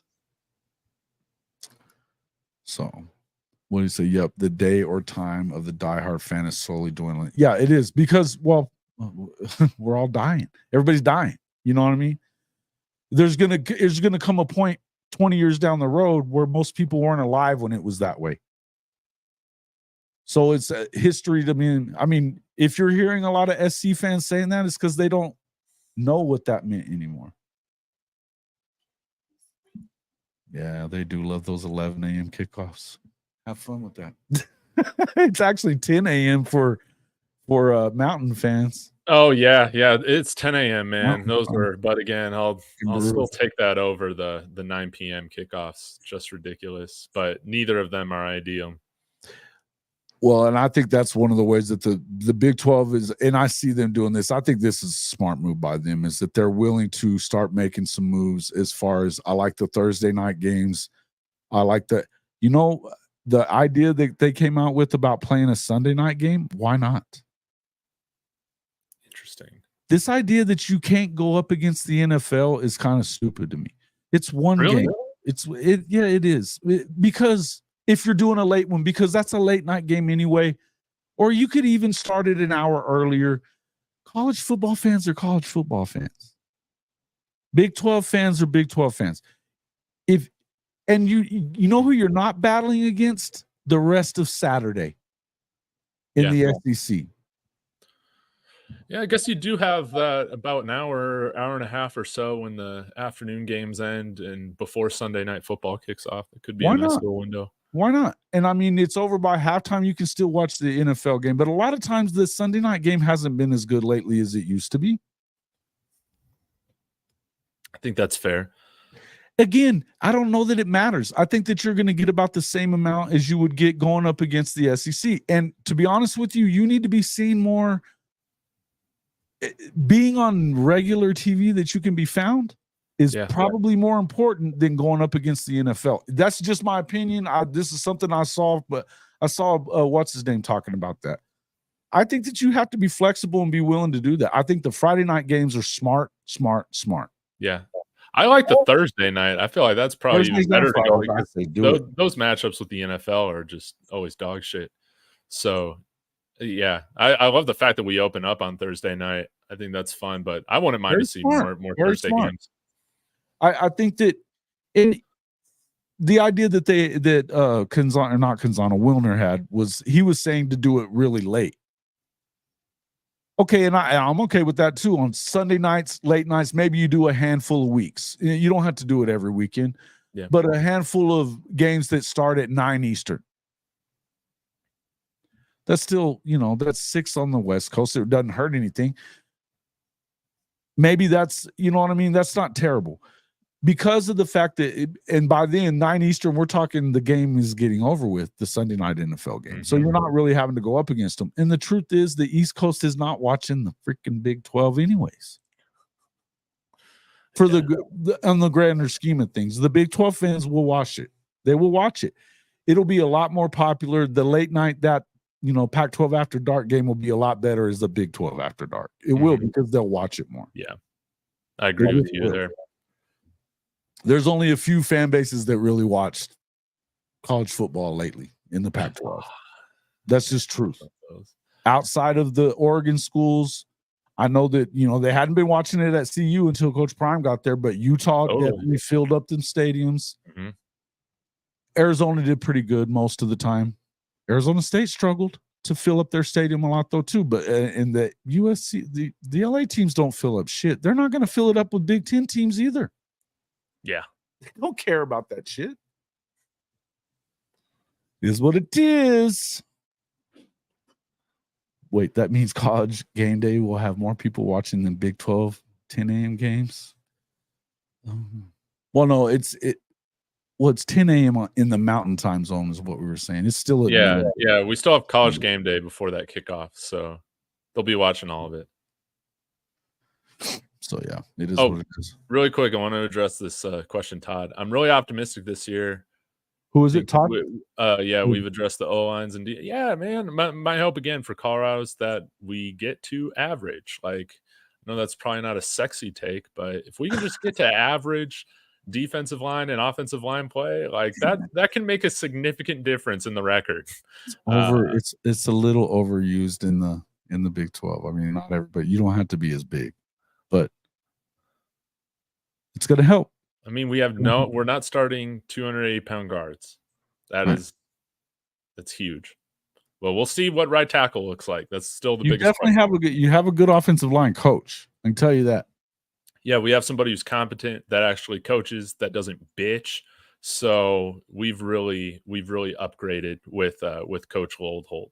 No doubt. Big Phil's a good dude. Yes, and the guys he's bringing in, recruiting, it's a totally different specimen type of athlete guy that he's brought in compared to last year. And he can, and I mean, the thing about Big Phil is that, he can recruit them and he can develop them. The guys that, that's the main. A lot of people, you get so hung up on stars and all that shit and more, bro. Bill Bedenbaugh makes a lot of 3 stars, a lot of money. Yeah. The biggest thing that I want to see this team play like this year in the trenches, can we play like a team that's on steroids this year? We didn't play on a team that, acted like they were on steroids last year. I want to be mean, badass, physical, all that, and for people to say they're on steroids. That's the biggest compliment for this. Colorado line. That's called not being Riley soft. That's all that is. Don't be Riley soft. Yeah. Or Texas soft. All right, man. I gotta get out of here. I got some shit I gotta do. I should probably get back to work, but it's a lot of fun, man. Nah, we can definitely I like talking and all that stuff, so it's all good. But I gotta get out here and get some stuff done. So okay. Thanks everybody for the super chats and no doubt. Coming over from my channel. Y'all be sure to subscribe to Jason. Yeah, man. We are way behind you, bro. I hadn't even hit 4 yet. You're over 7,500. What a deal, man. You have killed it on your channel. Thanks. I've sold my soul. Man. So that's the key. Clickbaity titles. Gotta do it. Gotta talk about the drama. Hey, as long as you talk about the things as long as you talk about the things that are in your title, it's okay if it's clickbait. That's what I try and do. Yeah. It's a hard mix to find or balance to find. Sometimes it is, but the thing is making a clickbait title that doesn't mirror what's in the video will hurt you on YouTube. So it's clear that you're doing it right. So thank you. I've always said you're doing a great job with it. I enjoy having you on. We're gonna have to get together more, man. Yes, and we'll have more wins to talk about hopefully this year. Yeah, it's gonna be a lot of fun, dude. I think everybody is gonna be. I think everybody's going to be a little surprised about what's going on. I would tell you that I've said this a lot lately, is that it's easy to move the goalposts a lot with Colorado, but you got to remember that they are improved from a year ago. I think they improve again. At minimum, I think they win 6. I'll pick them to win 7. I think they win 7. So, and if you can get a guy like Juju Lewis, that signals that Coach Prime's staying, less instability, things can change. Yes. That's what has to happen. Now, I think that he needs to do better about high school recruiting and not be so heavy in the portal, but that's just me. Yes. I don't know I don't know if that was just because his kids are there and he was wanting to do that right now. Maybe his philosophy changes a bit once they're gone. Totally. We'll have to see. We'll have to see. But you're right. It does start with the quarterback. It does. It always starts with quarterback, bro. Yeah. Yeah. So, this is what it is. Brother, thanks for coming in, man. I appreciate you. Absolutely, Jason. Looking forward to it. Thanks again to everybody in the comments. This was wonderful. Yeah. All right, man. Thank you, man. Have a good one. Let's go, Buffs. See ya. Boomer. David, again, from the Talks Bus. I appreciate you coming in and joining us, man. And Neilio, you're a trip. Appreciate you guys a lot. Appreciate you guys a lot for sticking with me. We've been going for about 3 hours, though. I got to get out of here. Got some stuff I got to get done. Make sure that if you hadn't hit that like button, and I haven't even checked, but I hope you guys have, hit that like button. Go over. If you're not already subscribed to this channel, you should definitely get over. He doesn't hide from the fun stuff. He definitely will get in there and talk about whatever's going on. So I'm a fan of his channel. It's always been really good. Good guy too, man. But he goes on with Coach I a lot too. So, a lot of these guys do work with us, and we enjoy having them on the show. I appreciate that. We'll have to take a look at that, Neilio. Appreciate it. And people with channel switching anyway. There you go. A lot of channel switching, a lot of that kind of stuff. Mr. Kerwin, I need to holler at you pretty soon. Appreciate you coming in. Make sure you jump over there, hit the like button on his channel as well. We have had about 400 viewers, and we have 27 likes. Fellas, you guys are killing me here. Come on now. Help us out. Hit the damn like button. Appreciate it. All right, guys. All right. Appreciate everybody coming in. We will check out our merch store. You can always go to Mailreg for your performance golf attire. And look, if you're not trying out Mint Mobile because you're just used to paying too much money, you're crazy. It's worth doing it. $45 for 3 months of unlimited talk, text, and data on the T-Mobile network. So it's the largest 5G network in the country. Get in there and check it out. You don't have to switch phones. Just give it a shot. Try mintmobile.com/HOF. The free way to support the program. Hit the like button. All right, guys. Appreciate everybody coming in. See you all on the next one.